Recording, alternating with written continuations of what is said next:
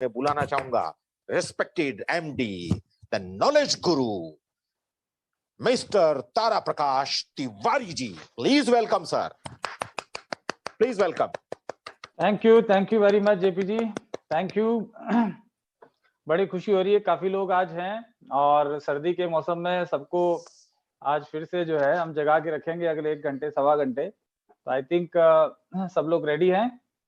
Yes sir. आज का session वैसे बहुत ज्यादा मनोरंजन वाला सेशन नहीं होगा, जैसे पिछले और सेशन में काफी एनर्जी रहती है, काफी मोटिवेशन रहता है, क्योंकि पैसों की बात होती है, पैसों की बरसात होती है।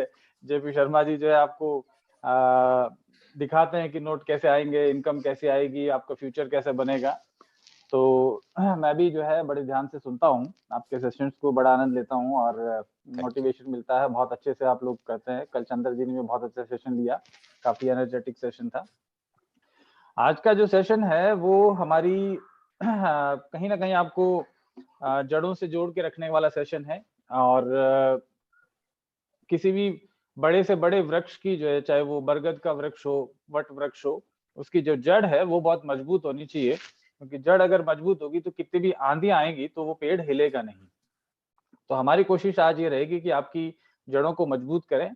और शुरू करने से पहले सेशन थोड़ी सी और चीज डिस्कशन करना बताना चाहूंगा कि डॉक्टर नेचर जो कंपनी है, इसका उद्देश्य ही यही है कि हम आयुर्वेदा का प्रचार प्रसार करें, लोगों तक आयुर्वेद की नॉलेज पहुंचाएं। 2007 से हम लोग आयुर्वेदिक प्रोडक्ट की, मेडिसिन की मैन्युफैक्चरिंग कर रहे हैं, फूड सप्लीमेंट्स मैन्युफैक्चरिंग कर रहे हैं, कॉस्मेटिक्स कर रहे हैं। आप जानते हैं बहुत सारे कंपनीज के लिए हम प्रोडक्ट बनाते हैं। इंडिया के जो नामी टॉप कंपनीज हैं उनके लिए हम प्रोडक्ट निर्माण करते हैं। वृत्तिका ब्रांड का प्रोडक्ट भी ऑल ओवर इंडिया में सेल होता है। आपके सभी राज्यों के अंदर भारत में वृत्तिका कार्बोटेक के ब्रांड में प्रोडक्ट मौजूद हैं। इसके अलावा भारत से बाहर बहुत सारे देशों में ये प्रोडक्ट मौजूद हैं। लेकिन मुझे एक चैलेंज जो फेस कर रहा था वो ये कर रहा था कि जो मैंने सीखा अपने गुरु से और जो मेरी तमन्ना थी कि बहुत सारे लाखों करोड़ों लोगों तक मैं बहुत जल्दी आयुर्वेद को लेके जाऊं, वो मिशन कहीं ना कहीं मुझे लग रहा था कि टाइम लग रहा था वहां पे। और जिस तरीके के प्रोडक्ट हम लोग ले जाना चाहते थे लोगों के बीच, वो प्रोडक्ट ले जाने में भी थोड़ा सा दिक्कत थी। बिकॉज जो बाजार में जो दुकानदार बैठे हैं, मैं किसी दुकानदार की टिप्पणी नहीं कर रहा हूँ, लेकिन बहुत सारे लोग ऐसे हैं जो चाहते हैं कि सिर्फ उनको एक मार्जिन मिले या कंपनी का एडवर्टाइजमेंट हो, अमिताभ बच्चन च्यवनप्राश खाए तो बिकेगा। ऐसा जो है कहीं ना कहीं इस सिस्टम में एक अड़चन लाता है कि अच्छे क्वालिटी के प्रोडक्ट आप लाने में या तो उनकी आप कीमत जो है बहुत ज्यादा रखेंगे या फिर क्वालिटी से कॉम्प्रोमाइज करेंगे। भारत जैसे बाजार में, जो कि आयुर्वेदिक दवाओं के लिए सबसे श्रेष्ठ बाजार होना चाहिए था, दुर्भाग्य से हमारे आज भी अच्छे क्वालिटी के प्रोडक्ट आयुर्वेदिक बाजार में नहीं उपलब्ध हैं या बहुत कम उपलब्ध हैं। तो इसलिए डॉक्टर नेचर की स्थापना करी गई, जो आयुर्वेद का प्रचार प्रसार करने के लिए हमें एक व्हीकल की जरूरत थी, एक माध्यम की जरूरत थी। और मेरी समझ में नेटवर्क मार्केटिंग से बेहतर माध्यम इस आयुर्वेदा को लोगों तक, जन जन तक पहुंचाने का कोई और हो नहीं सकता था। इसलिए डॉक्टर नेचर की स्थापना की गई। और हम उसी कड़ी में हम चाहते हैं कि हमारे जो डॉक्टर नेचर परिवार से जुड़े लोग हैं उनकी नॉलेज बहुत जबरदस्त हो आयुर्वेद के बारे में, क्योंकि हम आयुर्वेद के बारे में समझेंगे तब सबसे पहले तो अपने स्वास्थ्य का ध्यान रख पाएंगे और साथ ही साथ जो है हम और लोगों का ध्यान रख पाएंगे। तो डॉक्टर नेचर का सबसे पहला जो बेनिफिट है मेरे हिसाब से, बिजनेस प्लान में अगर आप देखते हैं तो एक बेनिफिट जो सबसे हिडन है, बहुत लोग पूछते, बहुत कंपनीज के कुछ हिडन एजेंडाज रहते हैं बिजनेस करने के पीछे। मेरा जो हिडन एजेंडा वो है कि हमारे देश की जड़ी बूटियां, हमारे खेतों में उगी हुई जड़ी बूटियां, हमारे किसानों द्वारा उगाई गई औषधीय पौधों की जो फसलें हैं वो आपके सबके घरों तक पहुंचे और हमारे किसानों की स्थिति बेहतर हो और हमारे देश की इकोनॉमी बेटर हो। क्योंकि बीमारियों के बोझ के तले हमारे देश की जीडीपी लगातार गिर रही है। हमारे देश के ऊपर बहुत बड़ा आर्थिक बोझ पड़ता है अगर एक व्यक्ति बीमार होता है। एक व्यक्ति बीमार होने से भी हमारे देश पे आर्थिक समस्या आती है। तो आप स्वस्थ रहते हैं तो आपके देश को कंट्रीब्यूट करते हैं। आपका मात्र स्वस्थ रहना ही हमारे देश को सबसे बड़ी हेल्प होगी, मदद होगी। और आप चाहे एक आर्थिक दृष्टि से मदद मांग लीजिए तो आर्थिक दृष्टि से बहुत लाभ मिलता है किसी भी देश को। वहां के लोग बीमार कम पड़ते हैं। जैसे जापान की मैं बात करूं तो वहां कंपैरेटिवली डिजीजेस कम है, तो सरकार का जो बीमारियों के ऊपर जो खर्चा है वो कम आता है। तो आज के सेशन में हम यही सब बात करेंगे कि किस तरीके से हम बीमारियों को उखाड़ फेंक कर हमारे देश को संपन्न बना सकते हैं। बड़ा दुर्भाग्य है, आज 4-5 दिन पहले मैंने दैनिक भास्कर अखबार में पढ़ा कि एक फोन कंपनी है, फोन निर्माता कंपनी है और भी उसके सॉफ्टवेयर और आईटी से रिलेटेड बिजनेस है। वो कंपनी का जो नेटवर्थ है, जो असेट है, कंपनी का जो वैल्यू है, वो भारत के टोटल जीडीपी से कहीं ज्यादा है, बल्कि 198 देशों की जीडीपी के बराबर एक फोन बनाने वाली कंपनी है। अब मेरा आप लोगों से ये सवाल है, आप अपने मन में आंसर दीजिए कि क्या फोन से ज्यादा जरूरी हेल्थ नहीं है? डेफिनेटली हेल्थ बहुत ज्यादा जरूरी है दुनिया के लिए, और दुनिया की प्रायोरिटी में भी है कि लोगों का स्वास्थ्य बेहतर रहे। आज बहुत सारे लोग डॉक्टर कंसल्टेशन वाले नंबर पे हमको फोन करते हैं, व्हाट्सएप करते हैं, उन मैसेजेस को देखता हूं तो तरह तरह की पीड़ाओं से लोग सफर कर रहे हैं। 21 साल के 22 साल के लोग मैसेज करते हैं कि उनको इनफर्टिलिटी है, स्पर्म नहीं बढ़ते हैं। 27-28 साल के लोगों को कैंसर, प्रोस्टेट कैंसर तक हो रहा है, जो कि बहुत ज्यादा एज की बीमारियां हैं। तो इस स्थिति में हेल्थ एक बहुत इंपॉर्टेंट एस्पेक्ट पूरी दुनिया के लिए बना हुआ है। ऐसी परिस्थिति में भारत एक हेल्थ इंडस्ट्री के अंदर वर्ल्ड लीडर बन के उभर सकता है। आयुर्वेदा इस वेलनेस इंडस्ट्री का सबसे महत्वपूर्ण हिस्सा होगा, भविष्य में आज भी है। हमको और मेहनत करनी पड़ेगी, लोगों तक इस संदेश को, इस जानकारी को लोगों तक पहुंचाना पड़ेगा। ऐसा हम कर देंगे तो हम वर्ल्ड लीडर बनेंगे। और इस तरह की जो फोन बनाने वाली जो कंपनियां हैं, जो 98 देशों की जीडीपी के बराबर आज धंधा करती है, मैं कहता हूं आयुर्वेद के माध्यम से हम पूरी दुनिया के फोन बनाने वाली कंपनियां मिल जाए, पूरी आईटी की कंपनियां मिल जाए, तो भी भारत का जीडीपी कहीं ज्यादा होगा। और हमारे देश के सम्मान की बात है, आयुर्वेद हमारे पास होते हुए भी हमको आज ये देखना पड़ता है कि एक विदेशी कंपनी का एक फोन जो है हमारे देश की सरकार की, पूरी देश की जीडीपी से भारी पड़ता है। राइट, तो हमारे पास जबरदस्त हथियार हैं, उन देशों के पास जो चीजें हैं उनसे कहीं बेहतर है। मेरा मानना, आपसे हाथ जोड़ के रिक्वेस्ट है कि हमारे देश की ये जो संपदा है, हमारे देश की जो विरासत आयुर्वेद, इसको आगे ले जाने में आप सबका सहयोग मुझे लगेगा और आप सब साथ देंगे तो हम वेल्थ की जो बात करते हैं वो छोटी है। आपके पास इतने पैसे, इतना संपन्नता होगी कि उसको हम संभाल नहीं पाएंगे, बल्कि हम और देशों को मदद करने की स्थिति में होंगे। तो हम शुरू करते हैं आज सबसे पहले हमारे टॉपिक को। थोड़ा बोरिंग जरूर हो जाएगा बीच बीच में, क्योंकि सारा कुछ लर्निंग का पार्ट है, बहुत ज्यादा फन नहीं है, तो इसलिए आप धैर्य बना के इसको सुने। लेकिन मेरी कोशिश होगी कि आज हम आपको बेस्ट से बेस्ट चीज इंफॉर्मेशन दे पाए। आज हम प्रोडक्ट के बारे में बात नहीं करेंगे, प्रोडक्ट तो आप समझ ही जाएंगे, प्रोडक्ट की बुकलेट आपके पास में है। आने वाले 2 सेशन में मैं प्रोडक्ट के बारे में डीपली बात करूंगा, कौन सा प्रोडक्ट किस तरीके से काम करता है, कौन कौन सी बीमारियों में काम करता है। लेकिन आज का सेशन बेसिक बैकग्राउंड के बारे में बात करते हैं कि हमारे प्रोडक्ट की जरूरत ही क्यों है। सबसे पहले इसकी जरूरत क्यों है मार्केट में, या आपको, इसलिए हम इसको समझते हैं। सबसे पहले जो चीज आती है बीमारी, सारी दुनिया बात करती है ये बीमारी वो बीमारी, तो एक्चुअल में बीमारी है क्या? बीमारी एक असामान्य स्थिति है, हम समझ रहे हैं।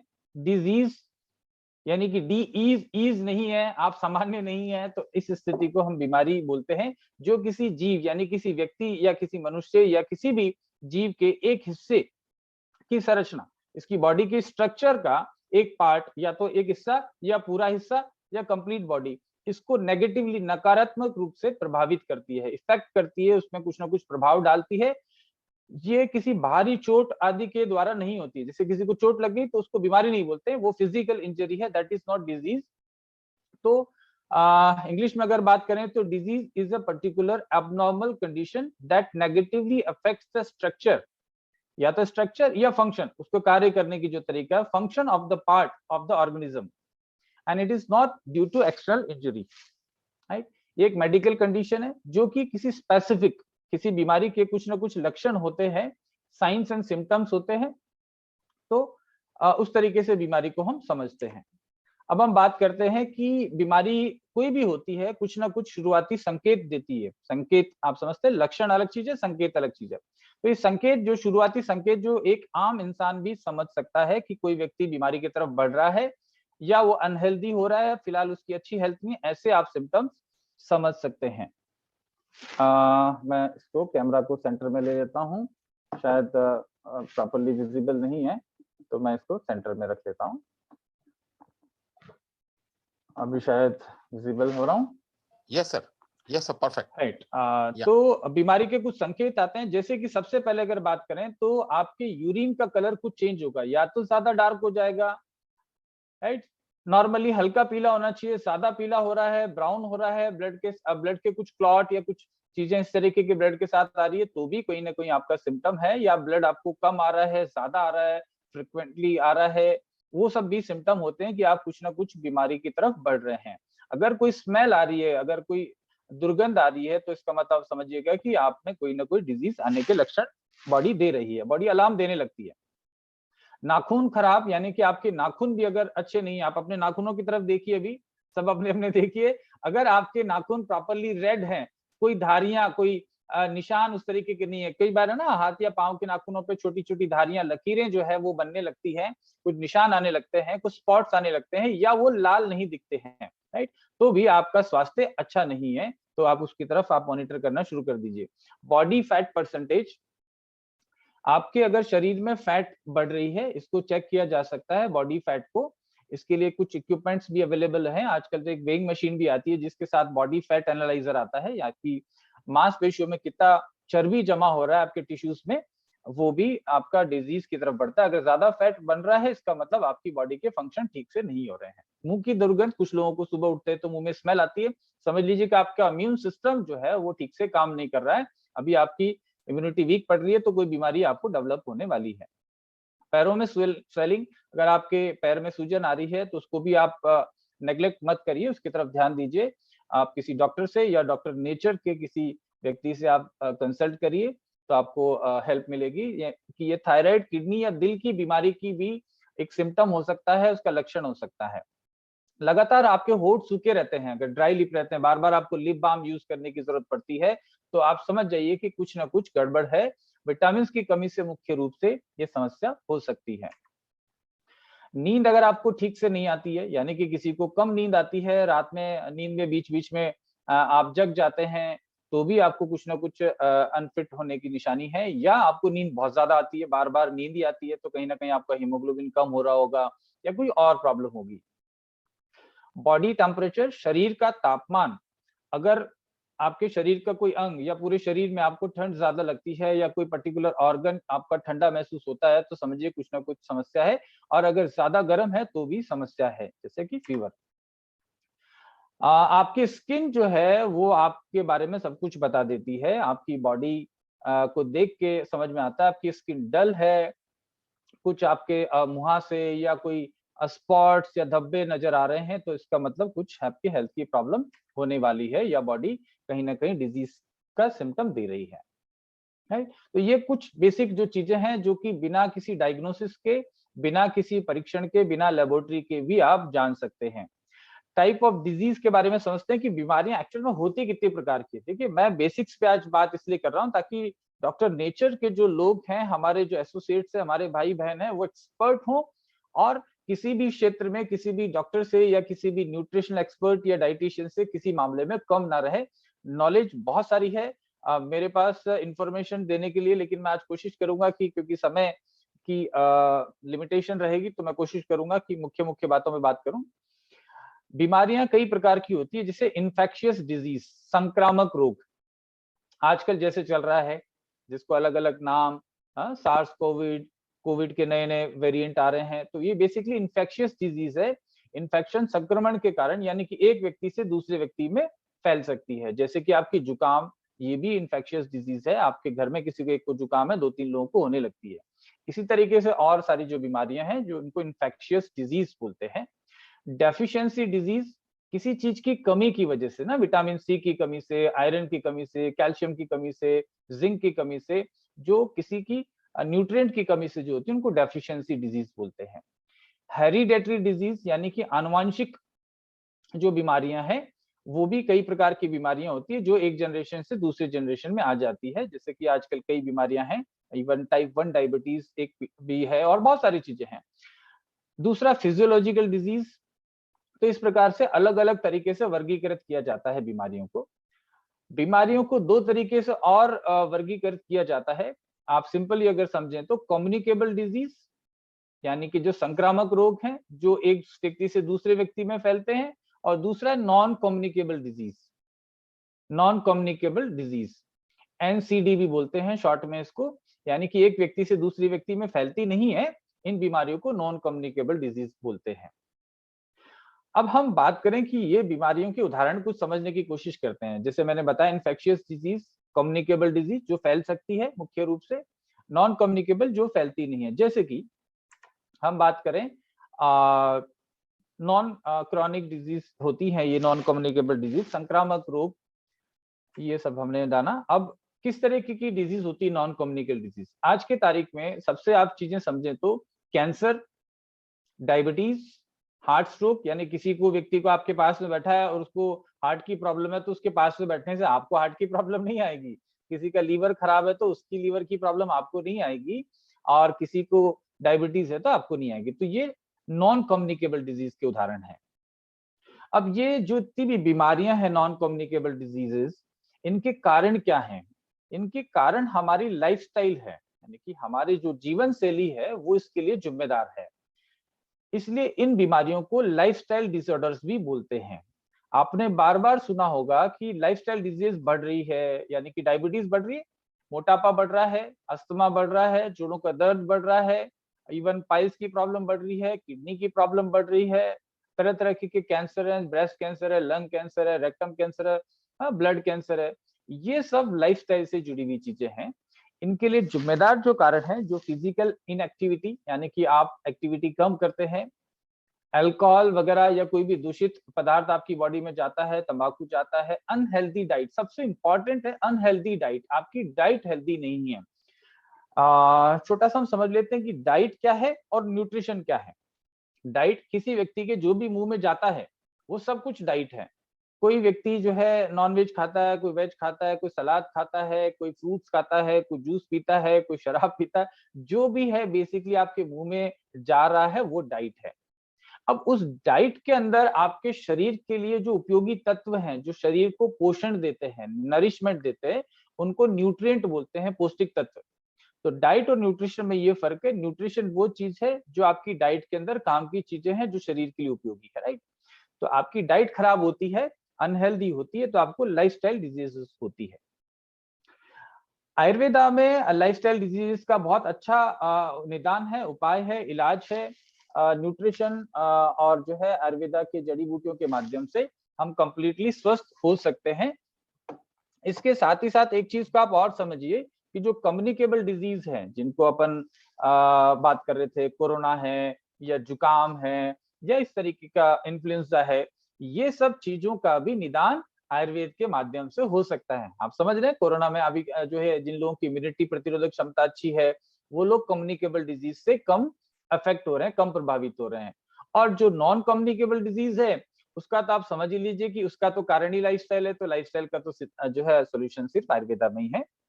और भी कारण है लाइफस्टाइल डिजीज के, जैसे मैंने सबसे पहले बताया, poor nutrition, lack of physical activity, lack of sleep, नींद ठीक से नहीं आ रही है, क्रॉनिक स्ट्रेस है, स्मोकिंग वगैरह, ये सब चीजें। जीवन शैली से जो जुड़ी हुई जो बीमारियां हैं, जैसे हमने बात करी, ये सब कारण है इसके। कुछ उदाहरण और देख लीजिए, हृदय रोग है, हाई बीपी है, स्ट्रोक है, मोटापा है, टाइप 2 डायबिटीज है, फेफड़ों के कैंसर हैं, अल्जाइमर है जिसमें नींद आपकी आपको यादाश्त जो है कमजोर होती जाती है, एक डिमेंशिया जो बीमारी है आज की तारीख में, मस्तिष्क की बीमारी है। और आज ही मैं पेपर में पढ़ रहा था कि दुनिया भर के अंदर ये काफी स्पीड से वृद्धि कर रही है। पहले 40 से 50 और 60 साल के व्यक्तियों को प्रॉब्लम होती थी कि ना यादाश्त कम हो गई, कई चीज रख के भूल गए। आजकल ये 30 साल से उम्र के लोगों को भी ये प्रॉब्लम आने शुरू हो गई है। कई लोग ड्राइव करते करते अचानक भूल जाते हैं कि कहाँ जा रहे थे वो, राइट, किस जगह डेस्टिनेशन पे जाना था, या अपना घर तक नहीं पहचानते। ऐसी स्थिति 30 साल की उम्र में होने लगी, और ये 30 साल से 35 साल की उम्र के लोगों को ये प्रॉब्लम, अल्जाइमर या डिमेंशिया होना, ये तकरीबन 19% लोगों को इस दुनिया के अंदर हो गई है फिलहाल। तो आप समझ लीजिए कि कितनी भयानक प्रॉब्लम है, ये लाइफस्टाइल से जुड़ी हुई प्रॉब्लम है। इसके सॉल्यूशन पे हम आगे बात करेंगे। गठिया, जोड़ों का दर्द, ये भी लाइफस्टाइल रिलेटेड प्रॉब्लम है। अस्थमा, जिगर यानी कि लीवर सोरियासिस की प्रॉब्लम, पुरानी प्रतिरोधी फुफ्फुसीय रोग, हिंदी थोड़ी और डिफिकल्ट है, chronic obstructive pulmonary disease, colitis और इरिटेबल बाउल सिंड्रोम, उपापचय syndrome, chronic kidney failure, depression, मोटापा, ये सब लाइफस्टाइल डिजीज के उदाहरण हैं। अगर आप कहीं भी आप जाते हैं, कोई बात करता है कि मेरे को नॉन कम्युनिकेबल डिजीज है, तो आप घबरा मत जाना, राइट। बिल्कुल सिंपल है, आप समझ गए, नॉन कम्युनिकेबल, जो एक दूसरे में फैलती नहीं है, इनको हम लोग लाइफस्टाइल या जीवन शैली से जुड़ी हुई बीमारियां भी बोलते हैं। इन बीमारियों के उदाहरण हम देख ही चुके हैं। जीवन शैली की बीमारियों का असर हमारे स्वास्थ्य की लागत पर पड़ता है, यानी कि अगर हमने ध्यान नहीं दिया शुरुआती दौर पे, तो इन बीमारियों की वजह से हमारे शरीर को, हमारे स्वास्थ्य को ठीक करने की जो लागत है, जो पैसा है, वो ज्यादा खर्चा हमको करना पड़ेगा लॉन्ग टर्म में। इन गैर संचारी रोगों का इलाज करना महंगा हो सकता है। रोगियों के स्वास्थ्य के लिए प्राथमिक उपचार इनिशियल स्टेज पे, आपको डायबिटिक इनिशियल स्टेज पे है, आपको मोटापा इनिशियल स्टेज पे है, थोड़े ही आप मोटे हुए हैं, आपका पेट निकलना चालू हुआ है, आपने ध्यान दे दिया, आपको सांस फूल रहा है, आपने ध्यान दे दिया, आपकी स्किन डल लग रही है, आपने ध्यान दे दिया, आपके नाखून थोड़े से पीले पड़ रहे हैं, आपने ध्यान दे दिया। तो शुरुआती जो लक्षण है, वहां पे अगर आप ध्यान देते हैं तो इसको इलाज करना, आपको ठीक करना आसान हो जाता है और कम पैसे में हो जाता है। लेकिन अगर आपने ध्यान नहीं दिया और धीरे धीरे बीमारी बढ़ गई, तो आपका पैसा बहुत सारा लगने वाला है। और कहाँ कितना लग रहा है वो हम देख लेते हैं। गैर संक्रामक रोगों का की वजह से हर साल 45 मिलियन लोगों की जान चली जाती है। 45 मिलियन लोगों की जान चली जाती है, आंकड़ा आप ध्यान से सीखिएगा, जो वैश्विक स्तर पर होने वाली सभी मौतों का 75% है। ये चीज आप बहुत इंपॉर्टेंट है, जो हम किस तरफ दुनिया बढ़ रही है। आज ही 75% है, तो 2050 में कितना होगा, और उसके अगले 50 साल बाद कितना होगा, और उसके अगले 50 साल के बाद तो कल्पना ही नहीं कर सकते हैं, क्योंकि 100 में से 100% लोग इन बीमारियों के साथ में जी रहे होंगे, ऐसी संभावना लगती है इस चीज को देखते हुए।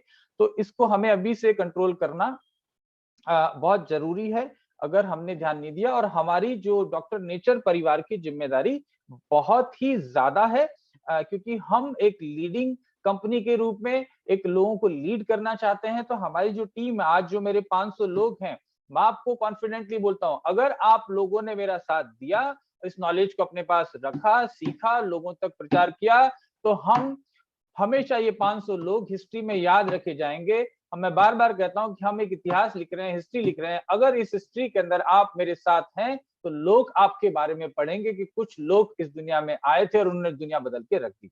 राइट, तो ये हम कर सकते हैं लोगों के भले के लिए, लोगों का फायदे के लिए, लोगों की जिंदगी बचाने के लिए। 75% लोग हमारी पृथ्वी के ऊपर आज इन बीमारियों से परेशान है, करोड़ों लोग मरते हैं। WHO के अनुसार निम्न आय वर्ग वाले, बहुत सारे लोग कहते हैं कि भाई उसको मुझे एलोवेरा जूस देना है, लेकिन ये 350 रुपए का है, वो व्यक्ति कम कमाता है, तो सर क्या सस्ता कुछ हम दे सकते हैं क्या?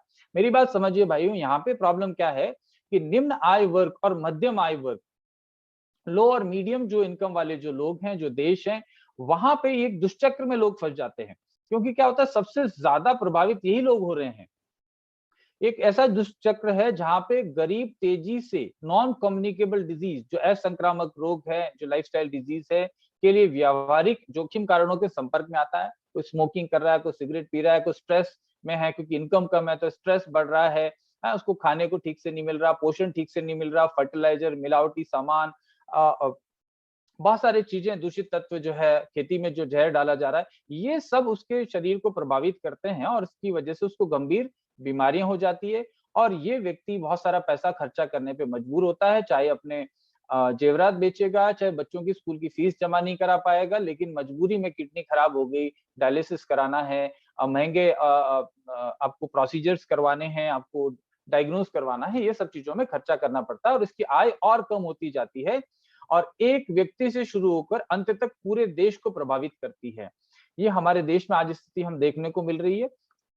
2015 में 236 मिलियन डॉलर से अधिक आर्थिक नुकसान हमारे देश, भारत देश को हुआ था। तो ये जो नुकसान है, जो मैं बात कर रहा था कि एक व्यक्ति बीमार पड़ता है, उस देश की अर्थव्यवस्था को डेंट करता है, उसको खराब करता है।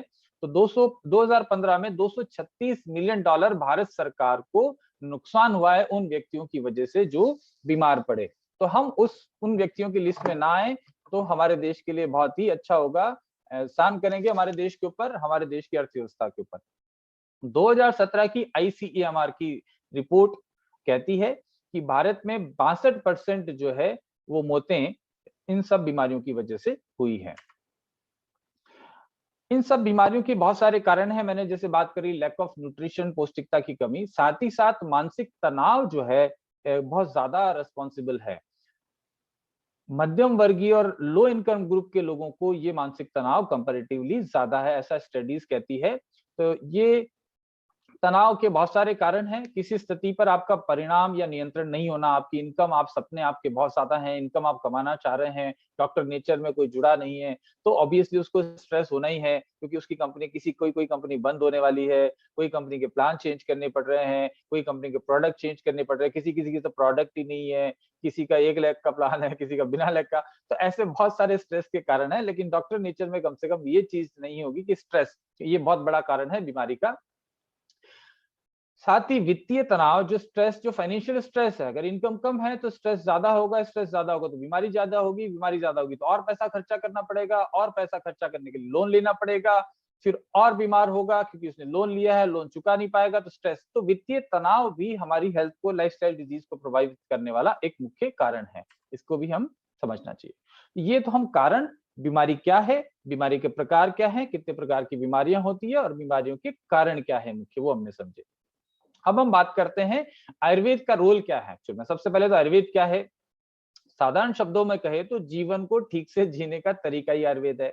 हम ठीक से जिए, ठीक से खाएं, ठीक से सोएं, ठीक से उठें, वो सब चीज आयुर्वेद है। आयुर्वेद के अंदर आपका एक्सरसाइज यानी कि योगा, मेडिटेशन, आपकी डाइट, जो आप भोजन लेते हैं किस प्रकार का भोजन लेना चाहिए, यानी कि न्यूट्रिएंट, जो मैंने पहले बात करी, न्यूट्रिशन जो है वो बात करता है आयुर्वेदा। डिटॉक्सिफिकेशन, शरीर को विष रहित करने की जो प्रक्रिया है वो आयुर्वेद आपको समझाता है। और आयुर्वेद में शरीर से विष निकालने की जो प्रक्रिया के लिए एंटीऑक्सीडेंट्स वाली जड़ी बूटियां मौजूद हैं। अब हम बात करते हैं एंटीऑक्सीडेंट क्या है।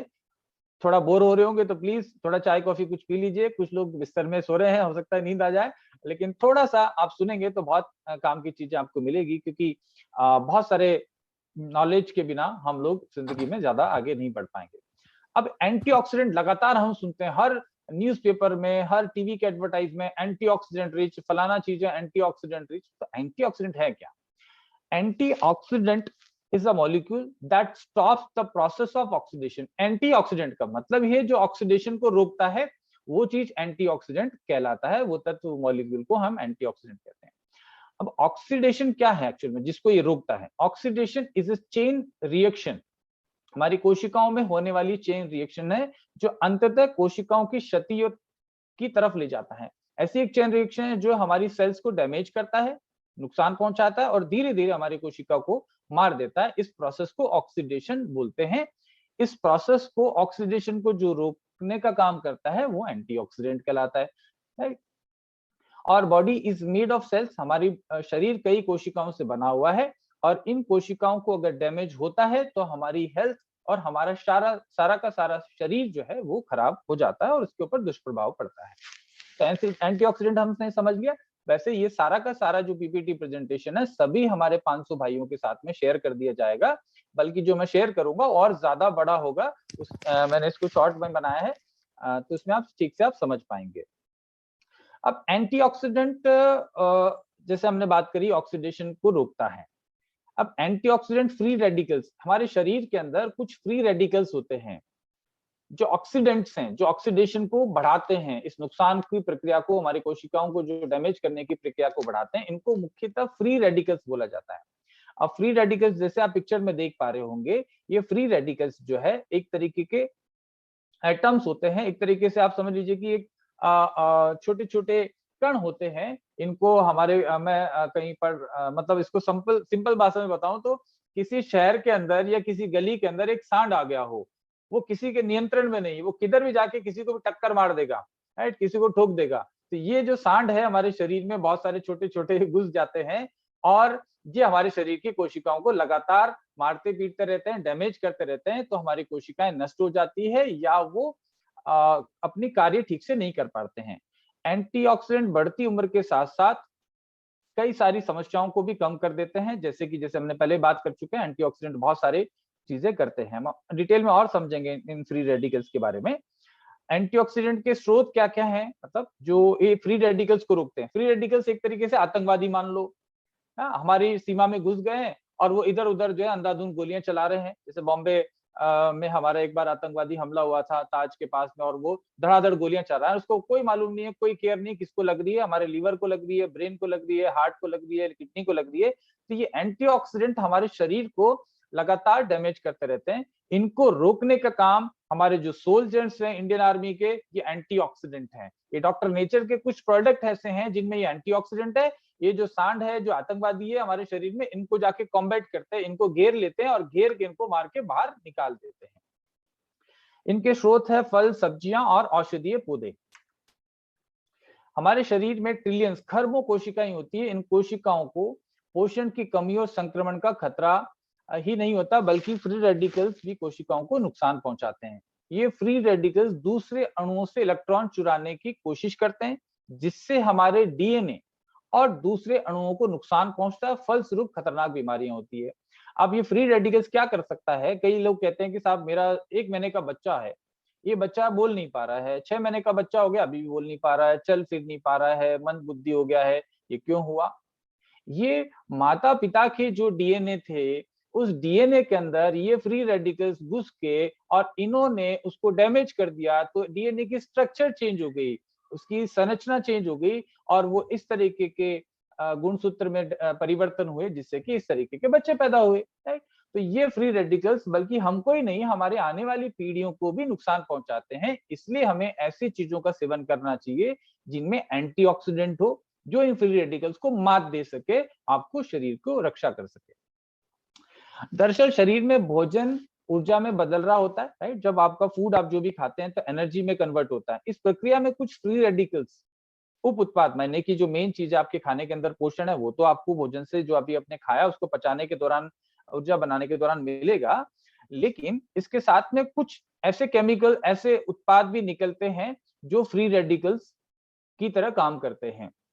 अब समझिए कि आपने कोई हेल्दी फूड खाया, अच्छा भोजन खाया, ये जब पचेगा और एनर्जी में कन्वर्ट होगा, तो इससे भी कुछ चीजें, अनावश्यक तत्व निकलेंगे जो मल के साथ बाहर निकल जाएंगे। लेकिन कुछ तत्व अगर आपने ऐसे खाए हैं जिसमें पेस्टिसाइड है, फर्टिलाइजर है, आपके डाइट में, आपके फूड में कुछ ऐसे गंदे तत्व हैं, टोबैको है, बहुत सारी चीजें हैं जो नुकसानदायक है, तो ये फ्री रेडिकल ज्यादा बनेंगे, राइट? तो आपके शरीर को ज्यादा नुकसान पहुंचाएंगे। आप ऐसे वातावरण में रहते हैं जहां पे पोल्यूशन ज्यादा है, तो आपके बॉडी में फ्री रेडिकल ज्यादा पहुंचेंगे, राइट? तो इसलिए अगर आपके वातावरण में या आपके भोजन में फ्री रेडिकल बनाने वाले तत्व ज्यादा हैं, तो आपको एंटीऑक्सीडेंट ज्यादा मात्रा में लेने पड़ेंगे। इसलिए सेहतमंद रहने के लिए जरूरी है कि आहार में एंटीऑक्सीडेंट शामिल हो। ये एंटीऑक्सीडेंट हमारे शरीर में फ्री रेडिकल्स को खत्म करते हैं, जिससे हमारी इम्यूनिटी, डेफिनेटली जब फ्री रेडिकल जो बीमारी करने वाले कारण कम होंगे, तो हमारी इम्यूनिटी बेटर होगी और इससे हमें बहुत सारे बीमारियां, कुछ उदाहरण जैसे हार्ट प्रॉब्लम और कैंसर जैसी बीमारियों से हमको बचाते हैं। तो ये बेसिकली हम लोग बात कर रहे हैं एंटीऑक्सीडेंट ज्यादा खाने से, बल्कि हम ज्यादा चुस्त रहते हैं, ज्यादा एनर्जेटिक रहते हैं, ज्यादा हेल्दी दिखते हैं, ज्यादा सुंदर दिखते हैं, हमारे बाल, हमारी स्किल, हमारे नेल्स अच्छे दिखते हैं और हम हमारी लाइफ के अंदर और बेटर हेल्दी रहने की तरफ बढ़ते हैं, मोटापा और हार्ट की प्रॉब्लम्स तक नहीं आती। एंटीऑक्सीडेंट ऐसे अणु हैं, हम बार बार उसी के बारे में बात कर रहे हैं अभी, जो दूसरे अणुओं के ऑक्सीडेशन को रोकते हैं। विटामिन, एंटीऑक्सीडेंट क्या क्या है? एंटीऑक्सीडेंट का मतलब आप समझिए जैसे विटामिन है, ये सारे विटामिन एंटीऑक्सीडेंट है। जैसे विटामिन सी है, विटामिन ई है, विटामिन B12 है, विटामिन B6 है, ये सारे विटामिन जो है एंटीऑक्सीडेंट है। एंटीऑक्सीडेंट को एंटी एजिंग फैक्टर्स भी बोलते हैं, राइट? क्योंकि आपकी शरीर की जो कोशिकाएं, उनको जो डैमेज करने वाले फ्री रेडिकल्स थे, उनको इन्होंने कम कर दिया या बाहर निकाल दिया, तो आपकी सेल्स जो डैमेज नहीं हुई, तो आपकी एज प्रोलॉन्ग करेगी, इसलिए इनको एंटी एजिंग भी बोलते हैं। बहुत सारे मिनरल्स हैं, वो भी एंटीऑक्सीडेंट है। Beta carotene, lutein, lycopene, flavonoids, lignans, ऐसे एंटीऑक्सीडेंट जो है हमारे शरीर के लिए बहुत जरूरी है। सेलेनियम भी एक एंटीऑक्सीडेंट है, विटामिन ई और विटामिन ए, सी भी एंटीऑक्सीडेंट है। फ्री रेडिकल्स कैसे शरीर में ज्यादा बनते हैं? आपके कुछ उदाहरण सामने हैं। रेडिएशन का प्रभाव, आज हम मोबाइल और बहुत सारी चीजें जो उनकी वजह से रेडिएशन बढ़ रहा है, अल्कोहल, एनवायरमेंटल पोल्यूशन, स्ट्रेस भी आपकी बॉडी में फ्री रेडिकल्स की संख्या को बढ़ाता है। आपको तनाव ज्यादा है, तो आपके ब्रेन में इस तनाव की वजह से ऐसे कुछ केमिकल चेंजेस होते हैं जिसकी वजह से फ्री रेडिकल्स ज्यादा प्रोड्यूस होते हैं। अगर आप अच्छा भोजन खाते हैं, तो आपको मानसिक तनाव भी कम होगा, राइट। अब आप सोच रहे हैं पेट में आप एंटीऑक्सीडेंट खा रहे हैं, दिमाग में कैसे करेंगे, राइट। लेकिन ये फ्री रेडिकल्स को कम करने में एंटीऑक्सीडेंट बहुत इंपॉर्टेंट रोल निभाते हैं। पुअर डाइट, हमारी डाइट बहुत पुअर है। लोगों के पास पैसा तो बहुत है, अमीर तो हो गए, लेकिन डाइट बड़ी पुअर है। पुअर के एग्जाम्पल आप देख ही रहे हैं, बाकी तो बहुत सारे। हाँ, एक और चीज, मेडिसिन। अब आप देखिए कितना गलत सिस्टम बना हुआ है कि कोई व्यक्ति बीमार हुआ तो उसको हमने दवाई दी, दवाई मतलब एलोपैथी ड्रग्स, नाम ही ड्रग्स से लगता है, पता नहीं क्या ड्रग्स खा रहा है। एनीहाउ, तो वो जो ड्रग्स है, मेडिकेशन है, वो हमारे शरीर के अंदर आप देख रहे हैं, ये मैं नहीं कह रहा हूं, ये साइंस कह रही है, फ्री रेडिकल्स प्रोड्यूस करते हैं। आप पैरासीटामोल ले रहे हैं, ब्रूफेन ले रहे हैं, मेटमॉर्फिन ले रहे हैं, पता नहीं कितनी कितनी दवाइयां, जो भी दवाइयां आप ले रहे हैं, सबसे पहला काम तो वो शरीर में फ्री रेडिकल्स, बिकॉज वो केमिकल्स हैं, वो नेचुरल नहीं है, तो वो केमिकल जो है आपके शरीर में फ्री रेडिकल प्रोड्यूस करते हैं।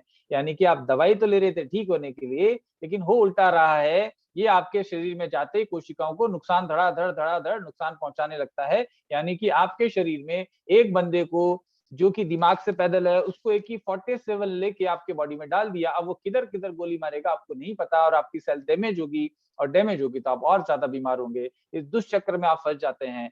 और वहीं आयुर्वेदा क्या करता है, आप समझते हैं, आयुर्वेदा के जो जड़ी बूटियां हैं वो सारे आपको ऑक्सीडेंट्स का काम करते हैं, एंटीऑक्सीडेंट का काम करते हैं, बॉडी में जाके फ्री रेडिकल्स को मारते हैं, राइट। तो सबसे पहले तो डिफरेंस आयुर्वेदा में और एलोपैथी में ये हो गया जो आप समझ पा रहे हैं। एंटीऑक्सीडेंट और क्या करते हैं, शरीर की सफाई करते हैं। आप जो भी खा पी रहे हैं उसके बाद जो टॉक्सिन निकलते हैं उनको शरीर से बाहर निकालने का काम एंटीऑक्सीडेंट का है। इनको स्कैवेंजर्स भी बोलते हैं, क्योंकि फ्री रेडिकल्स को खाकर उसको खा जाते हैं, राइट। उसको या तो बाहर निकालते हैं या खुद खा जाते हैं उनको। तो इस तरीके से आपके शरीर की सफाई करते हैं। स्वस्थ रहने के लिए एंटीऑक्सीडेंट क्यों जरूरी है, एंटीऑक्सीडेंट कैंसर, डायबिटीज, हृदय रोग, ये सब चीजों की खतरे को कम करते हैं, बुढ़ापे के लक्षण को कम करते हैं। विटामिन सी, विटामिन ई जैसे एंटीऑक्सीडेंट है, बीटा कैरोटीन, जिंक वगैरह, ये ऑक्सीजन और एज रिलेटेड जो है मस्कुलर डीजनरेशन से सुरक्षा करते हैं। बहुत सारे इसके फायदे हैं, प्रतिरोधक क्षमता को बढ़ाते हैं, टॉक्सिन को निकालते हैं, डिटॉक्सिफिकेशन वगैरह वगैरह। तो ये सब बहुत जरूरी है। अब हम बात करते हैं कि एंटीऑक्सीडेंट एक्चुअल में जाएंगे कहां से हमारे शरीर में। ये फ्री रेडिकल्स तो, ये बदमाश तत्व तो शरीर में चली जाएंगे। आपने कभी क्रॉसिन खा ली होगी, कभी आपने वड़ा पाव खा लिया होगा, उसके साथ वो चटनी खराब होगी, या कोई इसमें फर्टिलाइजर डला होगा जो धनिया आपने खाया, इसको रोक नहीं सकते। इन फ्री रेडिकल्स को आप रोक ही नहीं सकते, कितनी भी बाड़बंदी कर दें, ये तो अंदर आएंगे आएंगे। इसको रोकने के लिए आयुर्वेद ने, हमारे भारत की भूमि धन्य है कि हमको इतनी जड़ी बूटियां दी है जिनमें बहुत सारे एंटीऑक्सीडेंट हैं। तो सबसे पहला जो एंटीऑक्सीडेंट इस धरती के ऊपर आया, ये माना जाता है कि जब समुद्र मंथन हुआ, बेसिकली अमृत मंथन जब हो रहा था, तो कुछ बूंदें इस पृथ्वी के ऊपर गिर गई थी। वो जो जिसमें मंथन हो रहा था उसमें से जब एक दूसरे से छीनने के प्रोसेस में कुछ बूंदें अमृत की पृथ्वी पे गिर गई थी, और जो पौधा उगा उसका नाम था गिलोय, इसलिए इसको अमृता कहा जाता है, क्योंकि अमृत की बूंदों से उत्पन्न पौधा है, इसलिए अमृता कहा जाता है। अब अमृत ही आपको मिल रहा है तो उसमें तो बहुत सारे फायदे हैं। ये क्या क्या फायदे हैं, पोटेंट एंटीऑक्सीडेंट है, बहुत जबरदस्त क्वालिटी का एंटीऑक्सीडेंट है। अब एंटीऑक्सीडेंट के फायदे तो आपने समझ लिए थे। एंटीऑक्सीडेंट जो लाइफस्टाइल डिजीजेस है उनको सबको समाप्त करने की तरफ काम करते हैं।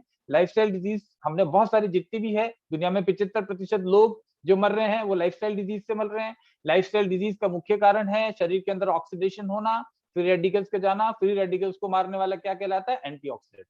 गिलोय सुपर एंटीऑक्सीडेंट है, ये हमारे शरीर में तमाम बीमारियों को नष्ट करने का काम कर सकता है। कुछ उदाहरण, डेंगू के लिए गिलोय जबरदस्त है। किसी भी प्रोडक्ट में अगर गिलोय है, आप किसी भी पर्पस के लिए ले रहे हैं गिलोय को, लेकिन वो साथ में आपका डेंगू नहीं होने देगा। जरूरी नहीं है कि आपको डेंगू होना पड़ेगा तब आप गिलोय लोगे, राइट, लेकिन ये आपको होने ही नहीं देगा, ऐसी परिस्थिति पैदा करेगा।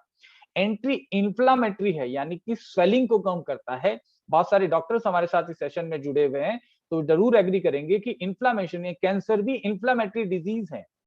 इन्फ्लामेटरी बहुत सारे डिजीज हो रही है आपकी, इवन अस्थमा भी इन्फ्लामेटरी डिजीज है, लंग्स में इन्फ्लामेशन की वजह से आपको अस्थमा होता है। तो गिलोय जो है एंटी इन्फ्लामेटरी का काम करता है। एंटीपायरेटिक है, जैसे आपका ब्रूफेन आपका क्रॉसिन एंटीपायरेटिक है, डोलो या ब्रूफेन आप लेते हैं, तो गिलोय बहुत स्ट्रॉन्ग एंटीपायरेटिक है, यानी कि आपको बुखार को कम करता है। पहले से ले रहे हैं तो बुखार कभी होगा ही नहीं, right. Useful in building up immune system, आपकी प्रतिरोधक क्षमता को, जो बाढ़ है आपके एंट्री करने की इन फ्री रेडिकल्स को आपको शरीर में आने से जो रोकने का काम कर रहा है, आपका इम्यून सिस्टम कर रहा है, और आगे तो उनको मारने का काम करता है। बॉडीज डिफेंस सिस्टम को इन्फेक्शंस, जो जीवाणु कीटाणु, ये कोरोना, ये जितने भी ये सब चीजें, इनको मारने में गिलोय एक बहुत बड़ा हथियार की तरह काम करता है।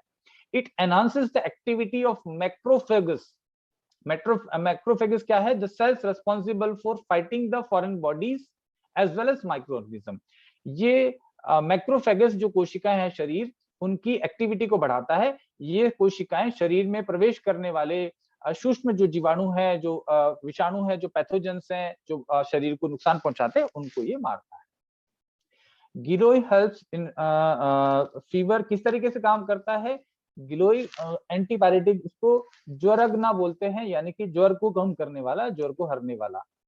According to Ayurveda there are 2 factors leading to high fever. Fever को, जिसे हम आयुर्वेद की भाषा में समझते हैं कि एक्चुअल में कई लोग पूछते हैं कि गिलोय फीवर को कैसे कम करता है। मोटा मोटा मॉडर्न साइंस तो बोल रही है कि साहब फ्री रेडिकल्स को कम करता है, टॉक्सिन को निकालता है, तो इस वजह से हो जाएगा। लेकिन ये बात आज अमेरिकन एफडीए और WHO और ये बहुत सारे लोग रिसर्च करके तरह तरह के रिसर्च पेपर पब्लिश करते हैं। लेकिन इस आने वाले 2-3 स्लाइड में मैंने मॉडर्न साइंस क्या बोल रही है और आयुर्वेदा ने हजारों साल पहले क्या बोला था, उसी को लोग आज ये रिपीट कर रहे हैं। आयुर्वेदा कहती है कि गिलोय आम, यानी कि AMA, आम, आम किसको? टॉक्सिन को बोलते हैं। आयुर्वेद में एक्चुअल में आम, आमवात मतलब टॉक्सिन, राइट? ये बेसिकली टॉक्सिन है, एंडोटॉक्सिन भी बोलते हैं। तो आम जो है उसको कम करता है, and it is foreign particles, organism है, इनको शरीर में आने से कम प्रवेश को रोकता है। किस तरीके से काम करता है? Giloy helps to reduce fever by improving digestion, आपके पाचन को बढ़ाता है। पाचन के बाद जो खाने से भोजन का अवशोषण, एब्जॉर्प्शन, उसको बढ़ाता है, जो कि दीपन प्रक्रिया है। आयुर्वेद में इसको संस्कृत में बोले तो दीपन बोलेंगे, है ना? पाचन, दीपन। तो पाचन और दीपन यानी कि एपेटाइजर और डाइजेस्टिव है। इस वजह से ये आम का फॉर्मेशन यानी टॉक्सिन के बनने की प्रक्रिया को कम करता है, और टॉक्सिन कम होगी तो आपको फीवर या दूसरी बीमारियां नहीं होगी। it also improves the immunity to fight foreign particles और organism due to its रसायन प्रॉपर्टी। रसायन क्या है कि जो भी रसायन मतलब सबसे तगड़ी हथियार है, जैसे ब्रह्मास्त्र का उपयोग किया जाता था लास्ट में, अगर नहीं समझ में आ रहा है तो आयुर्वेद के जो ब्रह्मास्त्र है उनको रसायन बोला जाता है, जो भी किसी भी प्रकार के हानिकारक तत्वों को शरीर में आने पे नष्ट करने की जो क्षमता रखते हैं उनको रसायन बोलते हैं। बहुत ही प्रभावी होते हैं, जैसे आंवला है, त्रिफला है, मतलब त्रिफला के पूरे फ्रूट्स है, वो रसायन है, गिलोय रसायन है। जैसे किसी को च्यवनप्राश खिलाया जाता है, च्यवनप्राश को रसायन बोलते हैं, स्वर्ण भस्म को रसायन बोलते हैं। तो ये रसायन बहुत ही प्रभावी होते हैं इस तरीके के कीटाणु जीवाणु को मारने के लिए। Giloy is useful for managing diabetes by improving blood glucose level. ये आपकी डायबिटीज को कंट्रोल करने में बहुत उपयोगी है। हाई ब्लड प्रेशर को कंट्रोल करने में भी बहुत ज्यादा। आप गिलोय के फायदे आप समझ जाएंगे तो बहुत कुछ आयुर्वेद को आप समझ जाएंगे। आयुर्वेद की एक मुख्य जड़ी बूटी है जिसको मैंने सबसे पहले चुना, क्योंकि सबसे पहले पृथ्वी पे बताया जाता है यही औषधीय पौधा पैदा हुआ था। उसके बाद हम बात करते हैं डायबिटीज रिलेटेड कॉम्प्लिकेशंस को भी कम करता है, जैसे कि अल्सर है, घाव है, किडनी को डैमेज है, due to its antioxidant and anti inflammatory. जैसे हमने बात करी गिलोय में बहुत एंटीऑक्सीडेंट है और स्वेलिंग कम करने के, इन्फ्लामेशन कम करने की एक्टिविटीज या गुण है इसमें। इसकी वजह से ये अल्सर, घाव, डायबिटिक पेशेंट को बहुत सारे घाव हो जाते हैं ना, पाँव में, हाथ में, कहीं भी, जो जल्दी नहीं भरते, गिलोय का सेवन करने से वो जल्दी भरते हैं और किडनी के डैमेज को भी बचाते हैं। किडनी खराब हो गई तब तो हमारा जैसे किडनी सपोर्ट जूस है, आप देखते हैं उसमें भी गिलोय है, इसीलिए बहुत सारे प्रोडक्ट में हमने गिलोय डाला है, उसका रीजन आप समझ पाएंगे। लीवर की इंजरी, आपके लीवर को अल्कोहल की ओवरडोज की वजह से, इवन अल्कोहल नहीं भी लेते हैं तो आपके लीवर को इंजरीज होती है। इस तरीके से गिलोय आपको इससे बचाता है। हमारा जो यकृत सिरप है उसमें गिलोय कंसंट्रेटेड मात्रा में है, बहुत ही अच्छी क्वालिटी की, अच्छे तरीके से उगाई हुई, प्रॉपरली एक्सट्रैक्ट बनाया हुआ गिलोय है, और उसका स्टेम, उसका तना काम में लिया जाता है। बहुत सारे कंपनीज क्या करते हैं कि गिलोय पूरा पंचांग यानी कि पत्ते सहित काम में ले लेते हैं, लेकिन यहाँ पे जो एंटीऑक्सीडेंट प्रॉपर्टी है वो स्टेम पार्ट में ज्यादा होती है, और किस तरीके से मेच्योर है, क्या उसकी साइज है, वो हम आगे ट्रेनिंग में बात करेंगे। गिलोय जैसे मैंने बताया कि अल्कोहल से रिलेटेड जो लिवर को डैमेज होता है उसको बचाता है। आपने एक देखा भी होगा, टेस्टिमोनी हमारे यूक्रेन से हमारे मित्र आए थे, तो उन्होंने बताया उसके बारे में। एक वीडियो आप देखिएगा यूट्यूब पे कि गिलोय का किस तरीके से प्रभाव जो है हमारी यकृत जीत में आने की वजह से लोगों को फायदा मिल रहा है लीवर प्रॉब्लम्स में। टोटल कोलेस्ट्रॉल लेवल को कम करता है। उसके अलावा जो है ओवरऑल लीवर फंक्शन को इंप्रूव करता है, क्योंकि ये दीपन और पाचन की प्रक्रिया इसमें बहुत ज्यादा है।